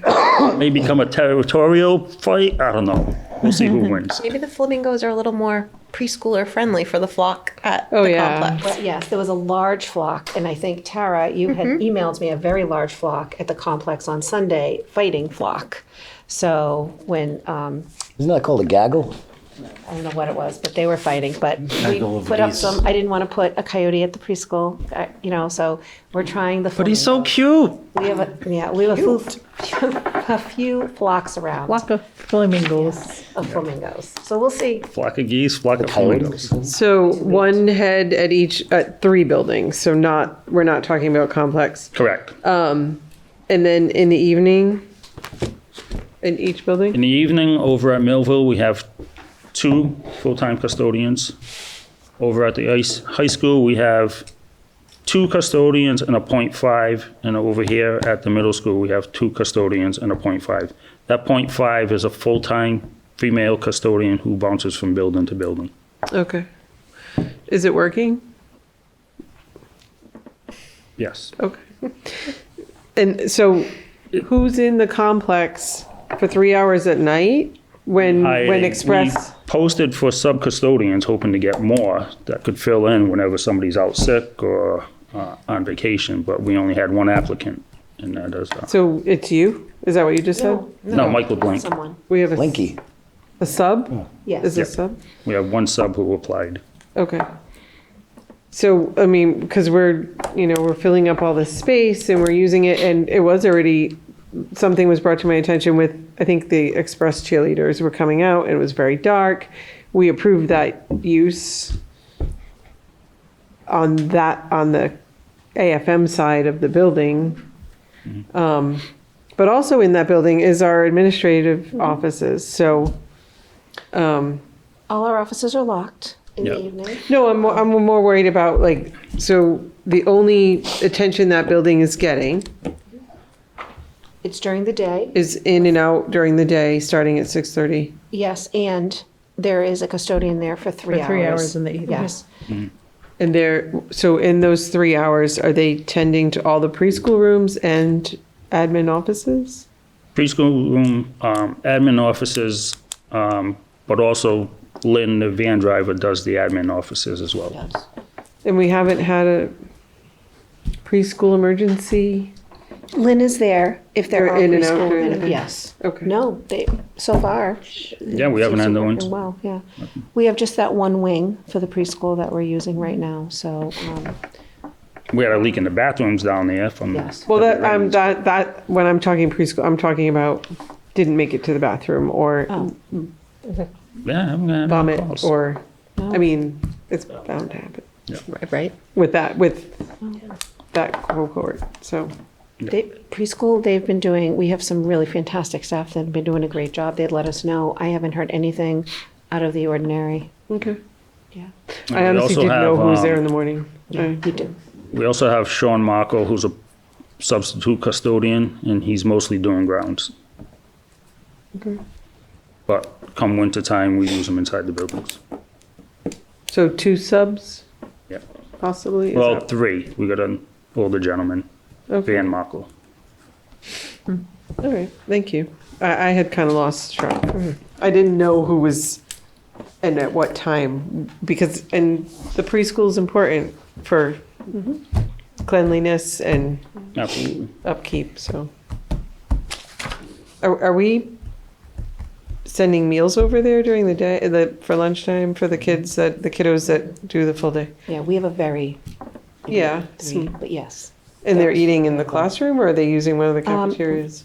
The kiddos who are staying are in the classroom. Okay. It's a, comfortable spot for them. But yes, I'm going to say our food service director, Melissa's doing a fantastic job making sure all of our kids get what they need for breakfast and for lunch. So, and our preschoolers are definitely. We have that new van that's, to transport Brings it food back around. and forth. Yes. Perfect. Facility requests. Facility requests. Thank you for that wonderful presentation, Scott. No questions? That's it? I think we Covered them all. I didn't know if Matt had one. Yeah. The coyote trick or treat's coming up. There could be a trick. Actually, I have a question. With all the senior games coming up, can we just, I think, are they all in the next, this week coming, right? The 16th, 17th, and 16th, yeah. 22nd? Can we just do a quick double check of that sound system? Because I know all the senior teams will use that to announce Absolutely. themselves. And I think the homecoming football game too, there was just so many people there. That, Can we have Kleenex available for the parents? We'll just line the side with all purple tissues. I know, I kept trying to go in there and adjusting it and it would get clearer, but then it didn't seem loud and Well, it's because I know during the football game, the cheerleaders didn't have their music and stuff, so it was. yeah, I don't know what happened. Scott, how old is that system? The scoreboard was donated, Does it say 2012 on it? 2012. No, the Part of it, I Sound believe. system. the sound system, I'm sorry. Yeah, so Todd Schaefer said it's not the best system, it's not the best amplifier, so maybe it's something we look at upgrading. Yeah, I'm thinking that might need to be the move because homecoming's always going to have a lot of people and be loud. Yeah. And I think this has had an issue before. And when we get the lighting, we could add speakers down at the other end. Oh, we will. Yeah, we'll see. 4 billion? Now we're up to 5 billion. You talking about the Unibank scoreboard? Just wanted to represent both local banks this evening. Does Unibank make speakers too? I'm pretty sure They the make Northbridge checks that one buy might 'em. say Unibank on it, so. Right? All right, moving on to facilities requests. Would you, All right. sure.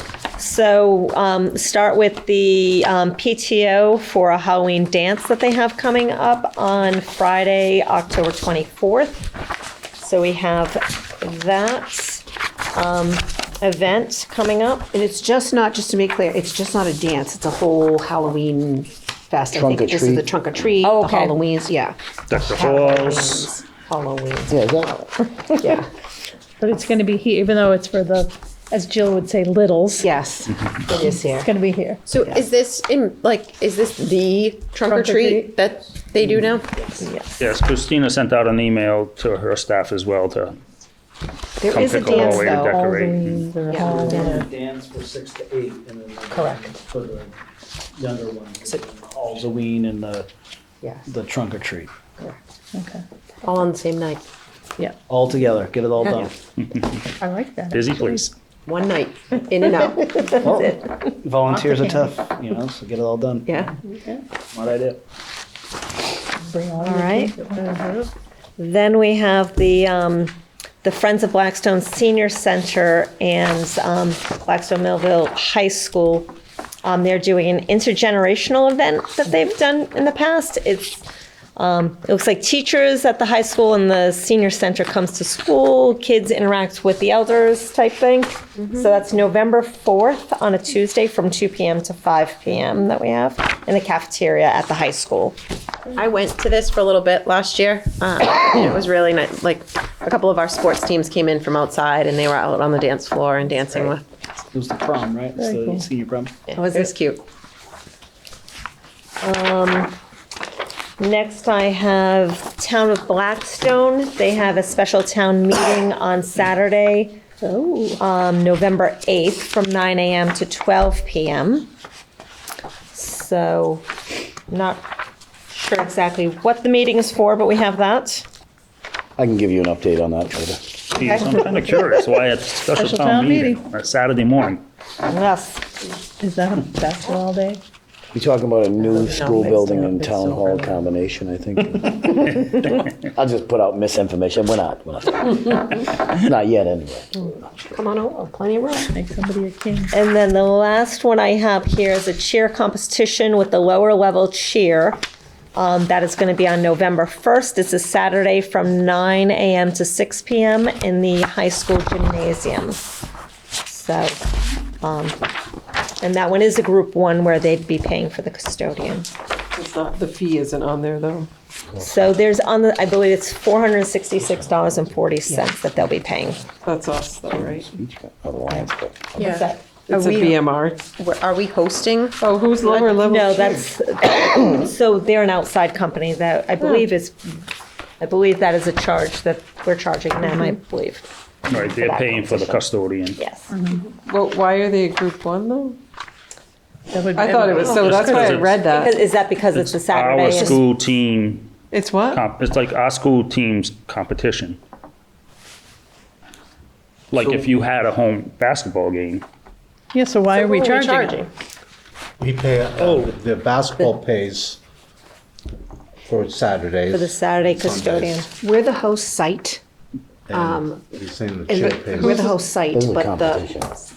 the competition school world is coming here for that, so they're paying for So it. the organizing company Yes, we'll Right. pay is for the just using our site. Correct. they're renting But our we're involved in facilities. it, yes, yes. But it's submitted by Darlene.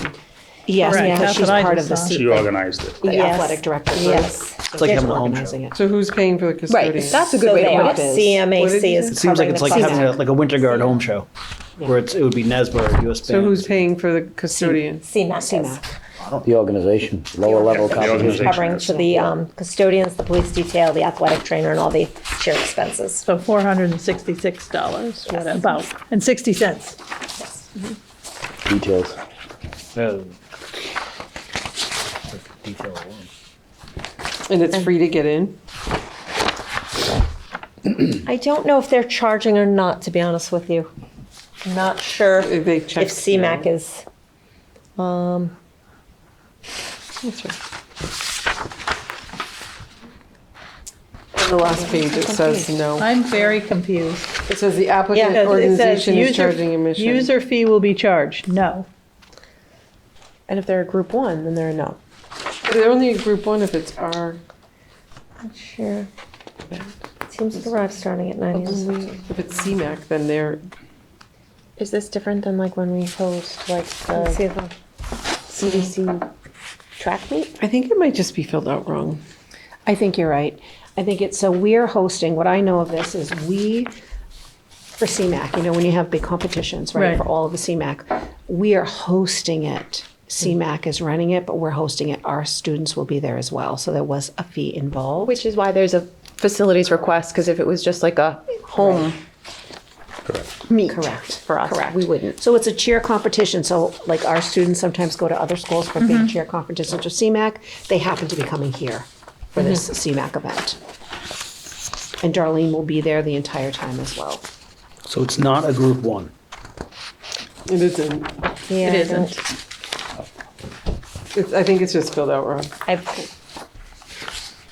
Because a group one is Our our organization. Yeah. Because it's down, it's like very weird. The money, the 466.40 total charges to the applicant is there, but everything else is no. But it should say yes. Yeah. They've got it. It's a, Right, we get charged to go in. because even a home show or homecoming, you're paying to get in, so. It's my understanding there is a charge to come in, but the organization is collecting that money. Right. Any snacks or anything that are sold in the Is coming from auditorium is going to BMR. the district. Because we're hosting. Yeah. We have the yeah. And I do think there was a couple more in there. Yeah, well, there's a speech Lions. sponsor. Lions. Yeah, the Blackstone Lions Club. Matt, you know what's going on with this? I do. We're really excited to work with them again. We did this last year, right? We did. We're still looking for kiddos. I put this on my update to the community. We have worked with the Lions Club for a couple of years now, and there is a speech contest. And last year, the year before that, we had one student who participated. Last year, we had two, and one of our students actually went on to the next round. So if we have more than one, it would start here, and we've done, it goes to the next round and the next round, so you get to see our kids compete. There's and I do put that in my community update every week now with the flyer that's attached. So if anyone's listening and you have a student at the high school who would be interested in joining this, they give you a topic and you do have to speak on it. There's a timer. It's very official, but it's really nice to go and see kiddos. I was able to go and see them last year too. They did a great job, representing BMR. So we're hoping we have even more students who will participate this year. So. So a motion to approve the use of facilities request as presented? I don't think you're done yet, though. Yeah. Oh, we got it. haven't we? Unless you have. The BMYBL ones we didn't approve. Correct. There's two. Oh, we didn't. Yes, Oh. that I thought we Bimble did had. waive there. One was Oh, the we basketball didn't approve the practices. event. Yeah. We waived the One fees, was but the not other one, approved. the rec. The Saturdays and Sundays. So the Saturdays and Sundays need approval and the practices need approval. But we don't have the practices for Millville Elementary. So we're only talking about these. I circled it on mine. I did too. Oh, okay. I like it so this is for both? I mean, that's what I said to her. I'll just add the Then the caveat. fees, then it's wrong. I didn't know if it had to be updated. Well, the fees were waived, so it doesn't Right. matter. Fees were waived for the practices. These were waived. Right. They only used, And we're They only changing it use to 8 FWH PM, on the not 9 weekends. PM. Yeah. That's what I wanted to add. The Change caveat to is 8 PM. it's only during hours of, to Right. 8 PM, hours where there's a custodian already on. So do we want a new one filled out, and because we can still approve it at the next October meeting and still not mess up their dates? We could, it's up to you guys. We can make a motion contingent, with approving it contingent on the changes.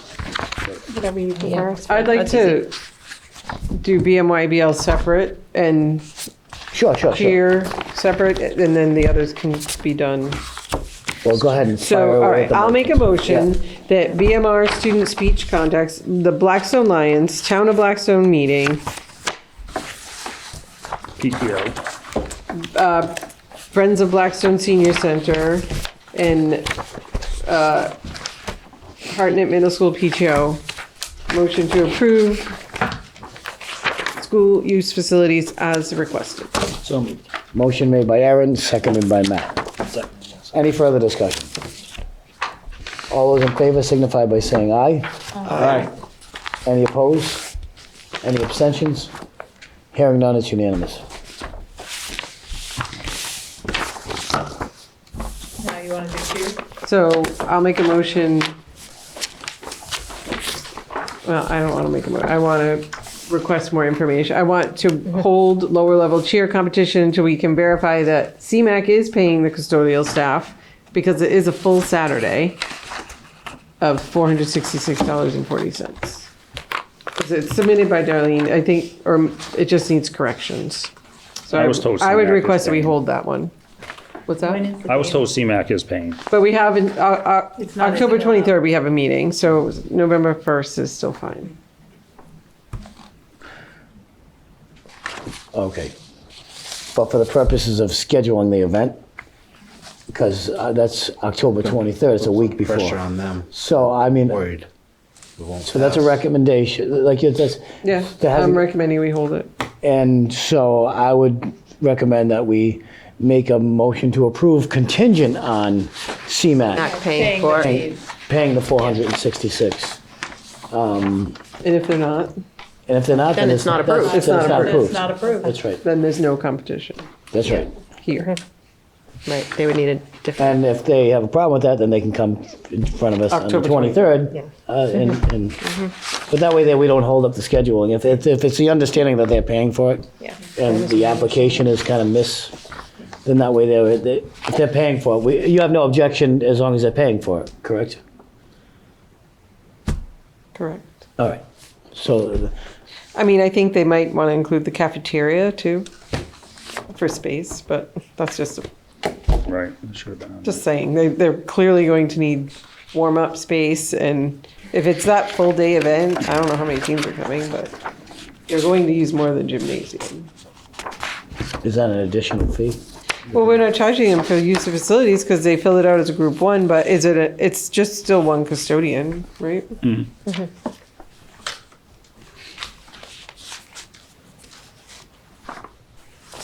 So It I'll just make a needs motion to corrections. approve the cheer event contingent upon CMAC, that's it, CMAC, paying the fees associated with a full-day Saturday event. Motion made by Jane. You covered it just in case it's more than one custodian. I'll second it. Any further discussion? Oh, I'm sorry. All right. Motion is second. Further discussion? Yeah.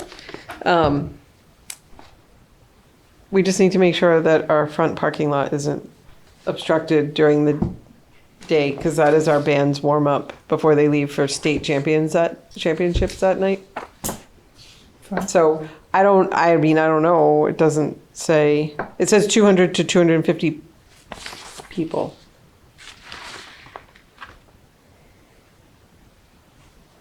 Is that one of the days that Todd moved practice to MES? I know he sent out a few dates. I don't know, but that's a lot of work too. So I just want to point that out. That is a truck move. It's a lot of work to do that. I mean, we can't just do that to them every Saturday because we're letting people flood the So we parking can- lot. 200 people That's the can only place park. they It's been a have. short of Problem all enclose one year, parking lot, right? and we shouldn't have to. The band shouldn't have to No. deal with that on the day of We their already state know finals. that they need the It's space. been a problem almost every Tuesday and Thursday because of poor planning, and it's got to stop. So And we can't- Cordon off their. Yeah, we just, practice that space. lot is We've tried, not but of it, it's is just making sure we that tried, lot's but not it's available. just When you have 200 to 250 people coming, you're They'll They'll going have to to, park better on the street effort. at the complex and that walk would be up. great. So let's just make sure that that's happening. cordoned make a off. better effort not to. It's my understanding that Put them somewhere else. Each team has a scheduled time to come, realize who so wants it's to not come everybody showing up all at once either. So it's in intervals. That should be, yeah. I worked the parking lot for the BMMA home show for trucks and buses.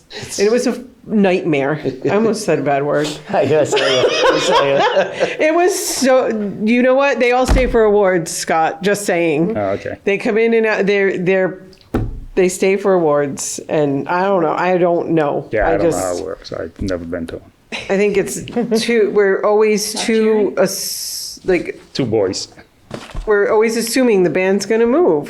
This week, this Saturday, they're at MES again. So, and I'm not even saying Mr. Schaefer's complaining about it. I see the work. You want to talk about volunteers? The parents that are there at 9 o'clock in the morning, our kids don't have to be there until 11. Absolutely. But they're there loading the truck because we have to move everything.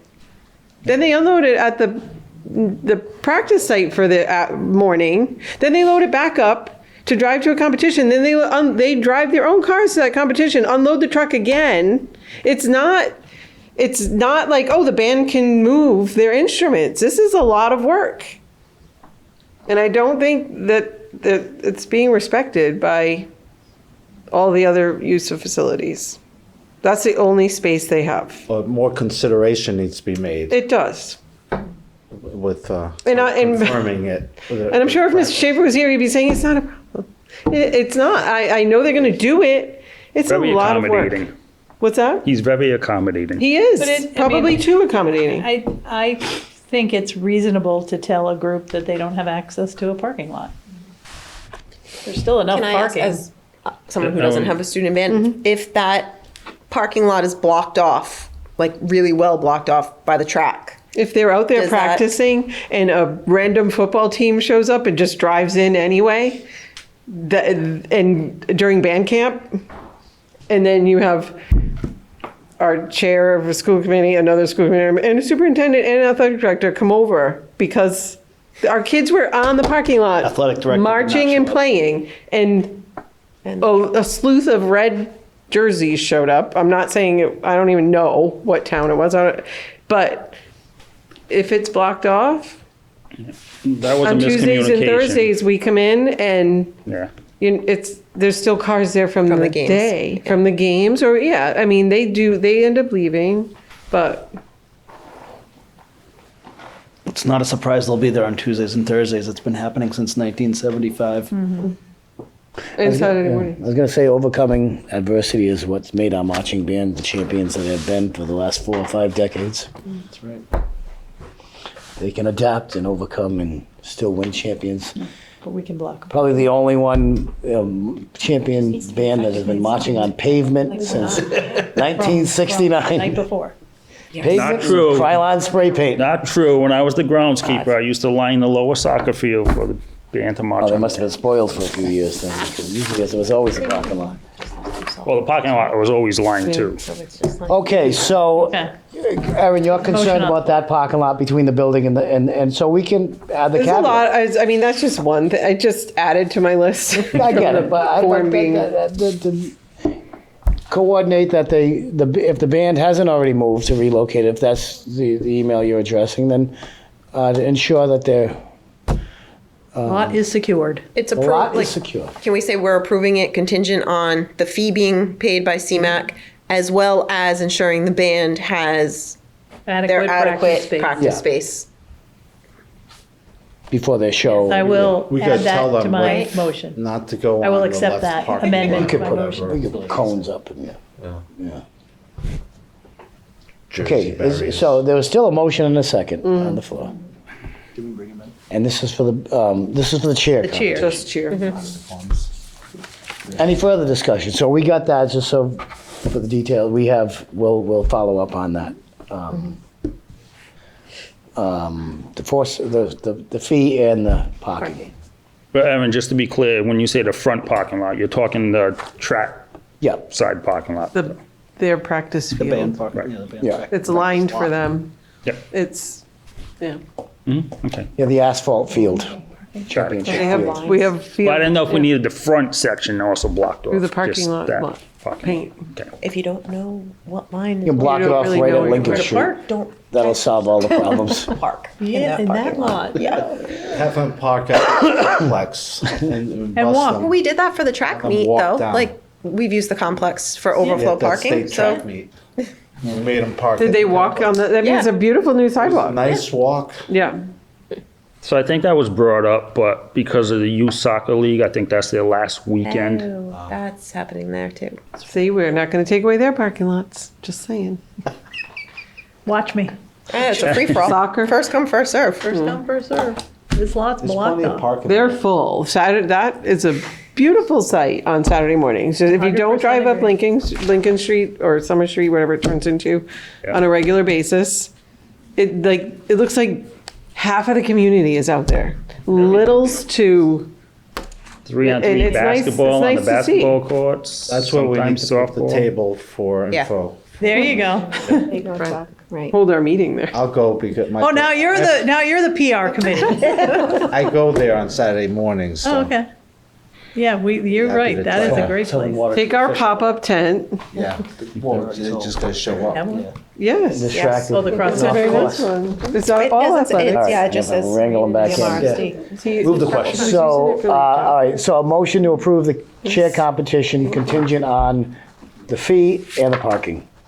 We have a motion and a second. All those in favor signify by saying aye. Aye. Any opposed? Any abstentions? Hearing none, it's unanimous. Is that all the facility? No, we No, still we have have the BMIBL. bill. We have three. Oh, yeah. That, People dibbling if two it is. two, right? Yep. We done with two. Two of them. Two. One was already approved back in September. That's where I get confused. Oh, Saturday and then the practices. but we're changing the fee on this one, or they're paying that fee? They're paying the fee For the on weekend. Saturday. For games. the one that was approved in September? They're paying that one. They're paying $60. one of the ones that is presented to you tonight, So the new the- ones. The one that was approved on 9/8/25, they're not paying a fee on that. They're paying $60. $60. 60. Got it. Oh, so let's just do them one. So for the basketball, all right, so they're both weekend games. Okay, This is the one they're paying for, so you might want to start with that one, weekend? okay, weekend games. Yes, Yeah. correct. Weekend games. Okay, so facilities request Hartnett Middle School Gymnasium, December 6th, and it's gonna go right through February, March, from 8 to 4 PM. The one they're paying for, and that was what was that, 375? Was Plus it? custodians. There was a custodial fee. Yeah, 375, 15 times 25 days, Jim has been requested. So didn't we just agree to waive the fees? Not on the Not on weekend. the- not on this Not on the She didn't weekend. ask This for the is for the weekend. for the We practices, don't yes. have, These are, some of these are travel I'm just looking at games. the one that was approved. And it says Monday through Thursday. And that's their tryout dates, I believe. Right, she didn't ask That that. She wasn't didn't that ask one, for it a was- waiver on that. Okay, I thought we were talking about that one. Okay, which one are we on? the Saturday. This is Oh, The weekend one. We're on the one 5, that 10 says weekend games at the top. So this is the weekend, so this is the one that says weekend games. Yep. And it's got date requesting, it's got, whatever, 20 dates, or whatever. 25. And it's from 8 PM, I would imagine 8 AM to 4 PM, correct? And that's with the fee involved. I'll take a motion to approve that. So moved. Motion made by Jane, Second. seconded by Kerry. Any further discussion? Can we amend the motion to state all fees are being paid on these? I just want to In clarify. there. So we're not waiving, this is very clear, there's no waiving of any fees on I this. just wanna There is no clarify what's request to being waive any fees on this one. Well, there's no, Right here. She agrees to paying the custodians, but no mention was made of 370. no, it's on here, 375 I know. for the She didn't make facility. any mention of waiving that. Okay. Correct. That's right. It's this one. Yes. Yeah, but let's do this one first. Let's So finish. do I have a motion and a second on this one? Yeah. Okay. All those in favor signify by saying aye. Aye. Any opposed? Aye. Any abstentions? It's unanimous.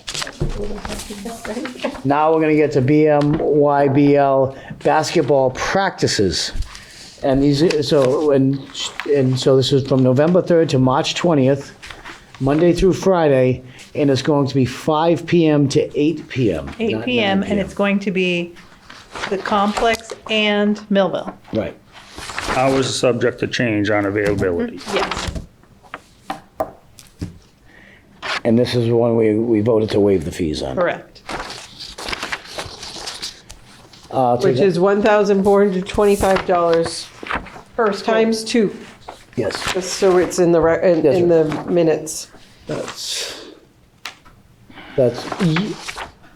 so, to Aaron's point, that's correct. So this is for the request, so we're voting on the requests for the Maloney School as well as the Millville Elementary School gymnasiums. Although this request states only the Maloney Elementary School, the petitioner tonight asked for both.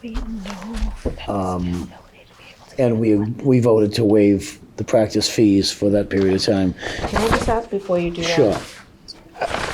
Where Millville Elementary wasn't initially on this. Yeah, that's a good point. So my concern gotta- is, has that been Is it cafeteria, available? but has it been checked? I mean, I do think we should get a formal request, because May I? Chuck, I think it is. I So just- she stated that whatever time at Millville that the school needs, they will relinquish that time. And, you know, But I mean, I don't want to get away from the motion, but I think it's important that these forms are filled out in their entirety too. They're not answering the question of, are they charging admission? It's not important on this one because it's practice, but this weekend event, the Saturday, Sunday, these are travel games on Sundays. They're charging admission. No, they don't. There's no admission charge for those games. no, Travel? No. all the gym time is paid for and their fees that they pay. So you don't pay to get That was into the travel previous- games? When your son played, it was a different league. Okay. They're in They a did. different Metro West league now. That was Central Mass. But it still should be, then it should say no. Like it's left blank and all the others are answered, but why is it no? See the- Why is it blank if it's no?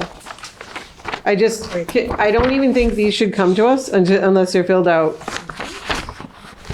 in entirety and correctly. Because even the 8 PM to 4 PM, like, we just need to make sure they're coming to us accurately. Their schedule is not, it's every year after year. Just seems like we're struggling this year with, they have to ask for a general amount of time because they don't know what time they can get, so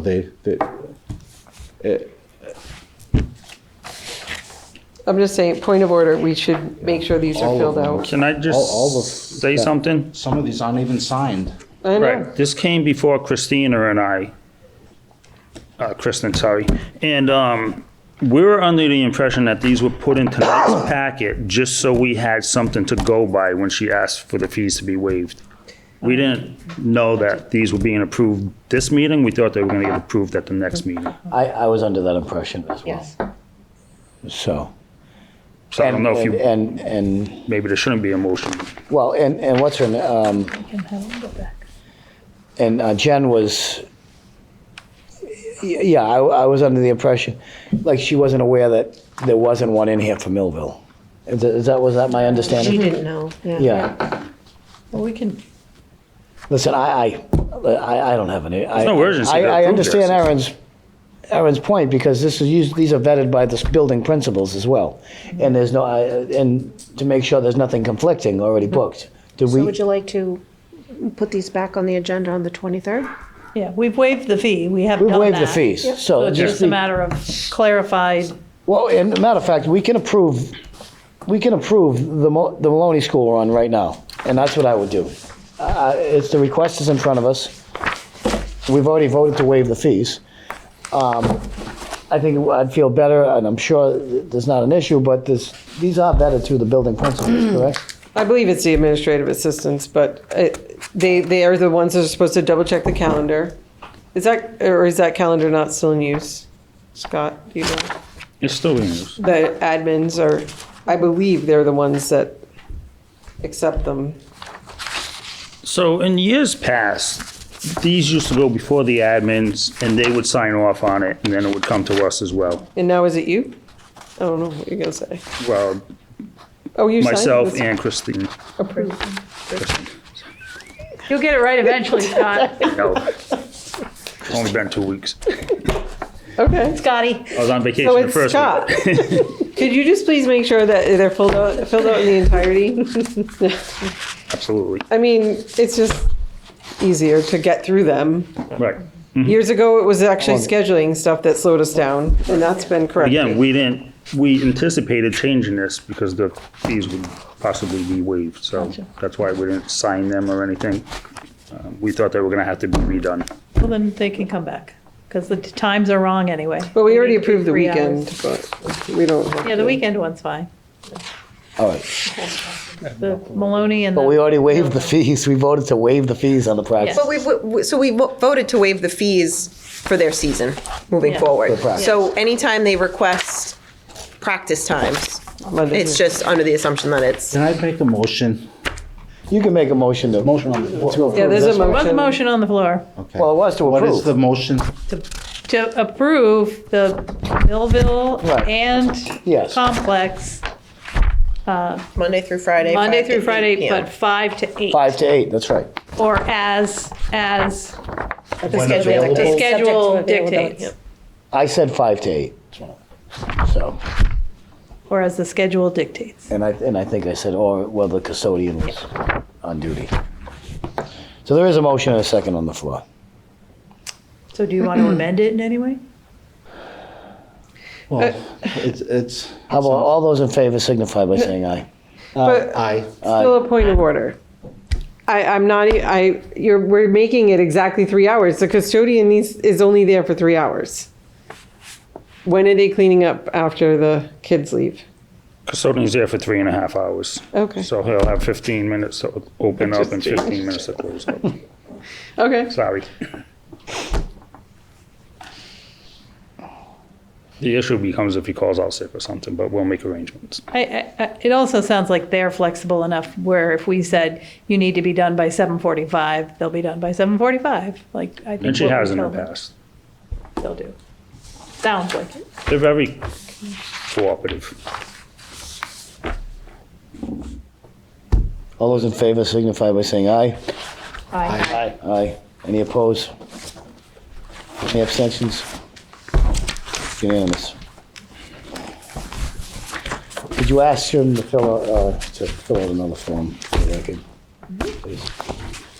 So that we have no, you know, it was already voted on. All right, moving on, thank you, Scott. Moving on to, that's all of them, right? Yes, Yeah. let's hope so. Well, you know, while we're on facilities requests, when does band camp start for next year? The one in July? No, in August. August. August. Second or third week in August. All right. Because I'm going to let you know now, the town of Blackstone is, we want the school to be involved. There's going to be a 250th anniversary, a semi-quincentennial event. We're going to be requesting Carnival? huh? Are we having a carnival? A big one. Cool. So the 24th, 25th, and 26th, we'd like to request the grounds for, I don't think we have to request the grounds for the Kennedy School, but we will anyway, and in the high school. And so it's gonna be a carnival. We want we want the schools involved, and we want, if you want to be part of our, we're having a meeting every third Saturday. Is it recorded? That's when. Will there be fireworks? I was gonna say that next. So yes, Fireworks? yes. Are we in school Are they committee lighting form them or are off? we Mm-hmm. in facilities report? We're in facilities. Okay, I just you know wanna make why? sure how close we are to the end. Because this is under facilities request, although I'm not formally making one. July or August? July 24th, 25th, 25th. I 24th, thought you said 25th, August. 26th. You won't have your Boy Scouts here. Oh, no. Why, where are they? What? Camping? Yagoo? No. Yeah, go. Well, they're gonna be camping because we already have a job for them. They're gonna be, they can camp out and secure the vendors and everything else. They don't have to go to, We'll cancel then for you. Yeah. And The whole for state, me, the whole it's for entire the town, it's for the community. So, The fireworks, fireworks will Fireworks? have to be lit on Goulet Field and not on school grounds, because you can't have explosives on school grounds. well, we have ways. no. Control of this meeting. Goulet Field is yours. You can do it. Point of order, moving on. So anyway, all I'm just trying to say is it's gonna be those 3 days. Completely filled out too, please. Don't miss a It's block. fine. And so I'm getting it on the record now have for a when we have form this with you? argument. But I wanted to make sure, because Erin brought, that we had That we're not in band the camp band camp. wasn't started. Thank you, Dan. We don't want to burn down the band With truck that being with the said, fireworks. during this fireworks. huge event, we want the jazz band and other bands. Perform? We want to have like a, New Orleans style, like throughout the Ragtime day, band? like Having a just casino ragtag night? jazz band and this Gambling, and we that. can't gamble anymore, by the way. We won't, not legally. Games of chance. Nonprofits. Yeah. No games There's a of lot of things we're not gonna be able to do, what we're gonna do anyway, Okay. including explosives behind the rocks for fireworks. We're gonna paint the rock? The rock is gone. That are gonna be sponsored by Unibank. Do not blow up the rock.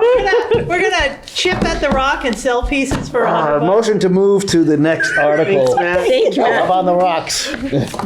It's going downhill already. Band has a rock they can replace it with this year. The rock will stay. We have a new one. Okay, so that's the end of the facilities requests. Thank you again. Moving on to school committee forum. Anyone have anything for school committee forum?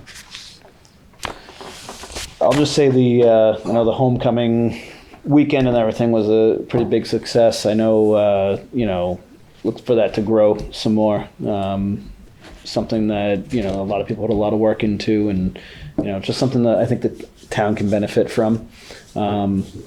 Since we're on the topic of the band so much tonight, I would push to have that more of a showcase for hopefully sometime in the future as this grows, we can actually have the home show here, which was also a huge success. I think It was financially a success. financially a success. Sure, but- Logistically, it was a fever Hard. dream. It was hard. How big of a place do you need for the home show? Like, we are A- nowhere a near being stadium. able to We do it, need a huh? stadium with a press box. You need a and press box with Yeah, electricity. even Bellingham's really too small for Yeah. what we do.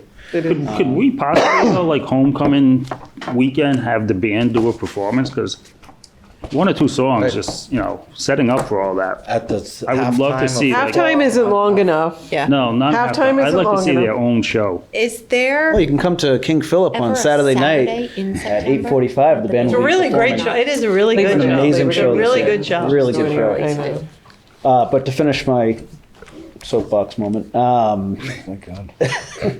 I just sat through Through you, exactly. You could say it. nearly 3 hours of that whole side of the room, so please allow me 5 minutes. Take your time. All right. The other thing I have is scouting for food starts at the end of the month. We'll have one more meeting before that. I'll remind you. But last year the Boy Scouts and PAC and the Girl Scouts and the Boy Scouts, Cub Scouts, and Girl Scouts, along with our National Honor Society who helped out, which we were very appreciative of, along with the Blackstone Lions Club who helped out. So it was a real community event. We're able to collect about 4,000 pounds of food for the Blackstone Millville Food Pantry. One of the things you have to remember is that for this thing, the rest of the Narragansett Council, which our troop lives in, they all give to the Rhode Island Food Pantry, and it goes to whomever. We're the only unit that it's allowed to stay in our community. So so we're hoping to expand on that this year. So any community organizations that want to help us tag doors on October 25th, we'd love your help. Just contact me. So sports, civics, anybody. We're open to help all day. So thank you. Thank you very much. Anyone else? All right, so next school committee meeting is October 23rd, 2025 at 6 PM. At this time, I will ask for a motion to enter into executive session to be held for the purpose of Mass General Law, Chapter 38, Section 21A3, to conduct strategy with respect to collective bargaining or litigation if an open meeting may have detrimental effect on the bargaining or litigation position of the public body, and the chair so declares, and not to return to open session. So moved. Motion made by Matt, seconded by Chuck. Roll call, Jane? Yes. Carrie? Yes. Aaron? If I'm not attending, can I roll call it in? You can if you would like. Yes. Matt? Yes. Chuck? Yes. Tara? Yes. And I'm a yes. Ran out of time.